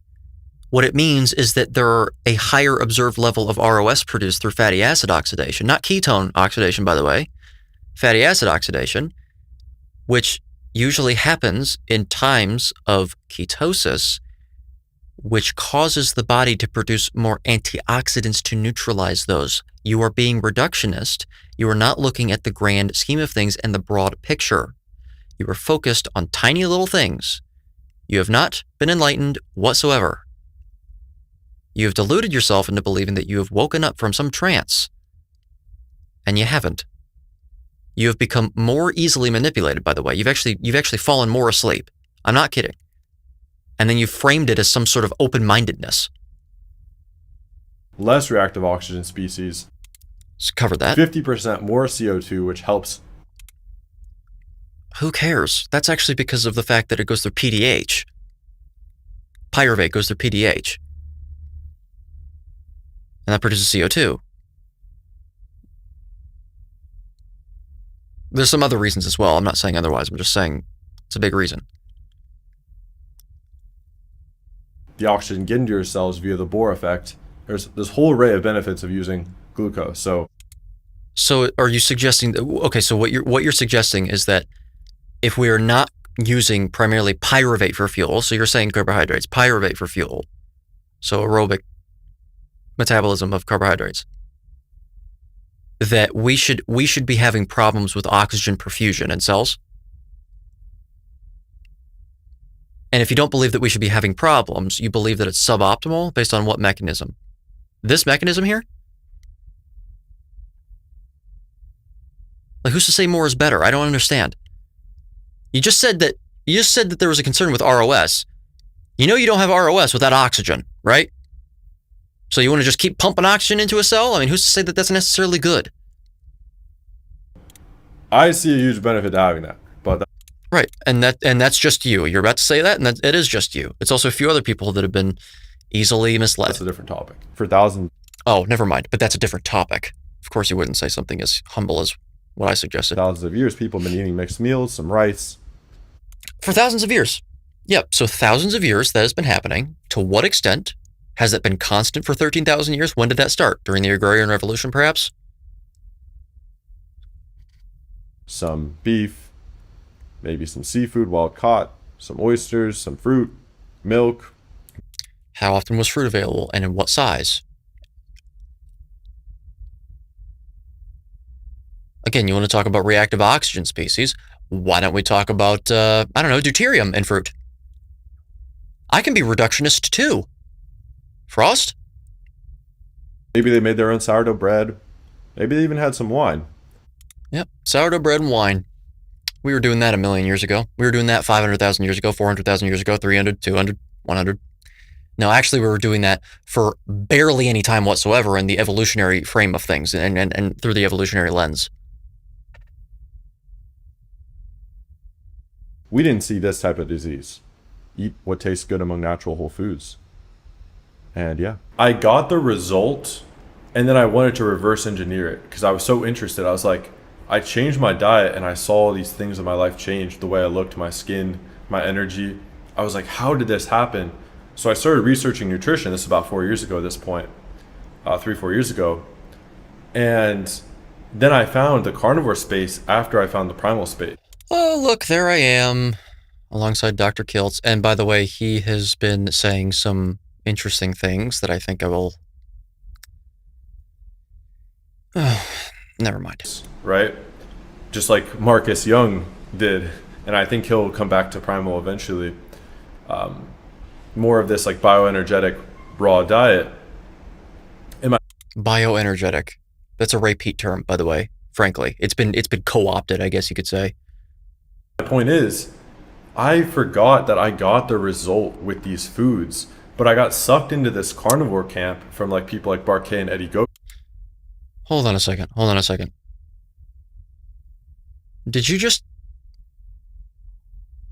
undermine his whole entire position?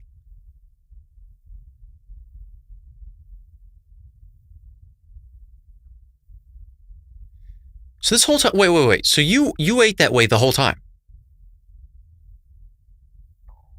Was he never actually fat adapted? Is this the problem?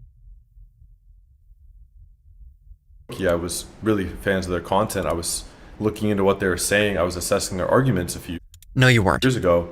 You were parroting them. And I was like, yeah, no carb approach. It was the meat that healed me. You know, it was this that healed me. And this Yeah, probably, bro. Just telling you. is super, super important. But it wasn't just this. It was also this. It was this. How do you know that? It was this. It was this. These were all parts of my initial healing process. This has carbs. This has carbs. This has carbs. That's carbs. That's carbs. You know, that's carbs. That's carbs. That's carbs. That's carbs. That's carbs, cuh. These are carbs. I was having carbs. Even this is carbs. It's like 10 That's a reach. grams. Not that much, but Yeah. the point is, that was what gave me the best result on carbs. So he's just choosing to say that. He's no ability to say. He thinks that, and that's totally fine to think that. But no. Carnivore, I think I slipped into feeling a little bit worse. My point is, Oh my god. So he's actually admitting that he did not become fat adapted. You Goodness me. Wow. There's a lot that you need to reflect on, Frost. A lot. It's getting late. I slipped into a different health state when I went zero carb. I think my face got more puffy. I think my energy How does that make any sense? Face getting puffy. Face getting puffy. got worse. Eventually, my hands and feet were cold. My sleep was worse. I was Too low of insulin, Frost. Sleep being poor and cold hands and feet is your sign. initially result focused, right? Because I didn't know anything Well, duh. about why the diet worked. It's kind of like a coach that solves their own problem and then he can teach the solution, but he may not know why the solution worked. That was my initial state. But then I started learning, and in a sense, I just Started learning, he says. brainwashed myself into the carnivore camp. I started eating more cooked meat. I started not eating carbs. Oh, so now he's, and then at the very end, he throws in the jab at cooked meat, right? And that's not what cured me. Oh my gosh. Oh my gosh. All right. Well, oops, wrong one. Looks like we pretty much covered most of his carbohydrate argument, and they're all horrible. They're all garbage. None of this justifies this way of eating. None of this justifies consuming hundreds of grams of carbohydrates every single day. Every single day. Let's see. Let's hope the camera doesn't. Well, there we go. Okay, it's back. All right. None of it justifies it whatsoever. The biggest issue that people run into on carnivore, there are three main problems. You ready to hear them? Insufficient adaptation time. In other words, you jump on it overnight. Under-eating. I'm serious. Even if you're eating till you're full, you might not be used to actually eating till you're full. So under-eating. That can lead to weight loss stalling. It can even lead to weight gain. You get a poor metabolic rate. You get cold. You start having symptoms of hypothyroidism. There you go. And then number 3, too much dairy. Now that has its own problems, usually to do with fat accumulation and fat loss stalling as well, but through a different method. If people are having problems with fat loss because of the macronutrient makeup, it's usually more to do with fat than it is to do with protein. Too high a fat. From what I have seen and what I have heard, talking to adults that are actually taking this thing seriously and not talking to a bunch of crazy nut jobs and schizos in the primal community or something.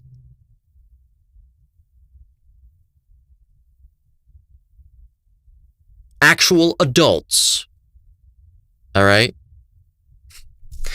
So, those are the 3 main problems. What are the solutions? Poor adaptation, you adapt slowly over the course of 6 to 8 weeks. I can't go into as much detail as I'd like. I mean, I'm running out of time here. All right. Under-eating? Well, eat more. Perhaps consider using dairy as a tool if it seems if you seem to not be able to do so. Also, perhaps first consider the fact that it's minced meat that's a problem, I've noticed. I have a video called The Ground Beef Problem. I released it months and months and months ago. And it was actually about this. And then cut out dairy if it seems to be the third problem, dairy. And I guess if you're going to add a fourth one in there that I see, it's actually too much salt and confusing yourself into believing that it's too little salt that's causing your problems if you have muscle cramps that aren't to do with insulin. People are overdoing salt. Usually people will get to a point where they can even cut out salt on carnivore, and it actually helps them tremendously. We had another member, not in my community, this was actually in Lee Copus' community, Kent Carnivore, who had this happen to her. I have had probably about a dozen, maybe even 24 people say this exact same thing. Every time that I'm seeing this, and it's, oh, well, I'm eating a lot of food and it's still not going away. I say, okay, cut the salt. Not completely, just limit it. There you go. So, anyway, this is what the debate sort of would have looked like if Frost had ever showed up and never had any gumption whatsoever, and he doesn't. And I want you to understand that he doesn't. He will find every excuse in the book to say, well, I didn't go on because of this, and actually he's mean, something like that or something. Which, by the way, I wasn't.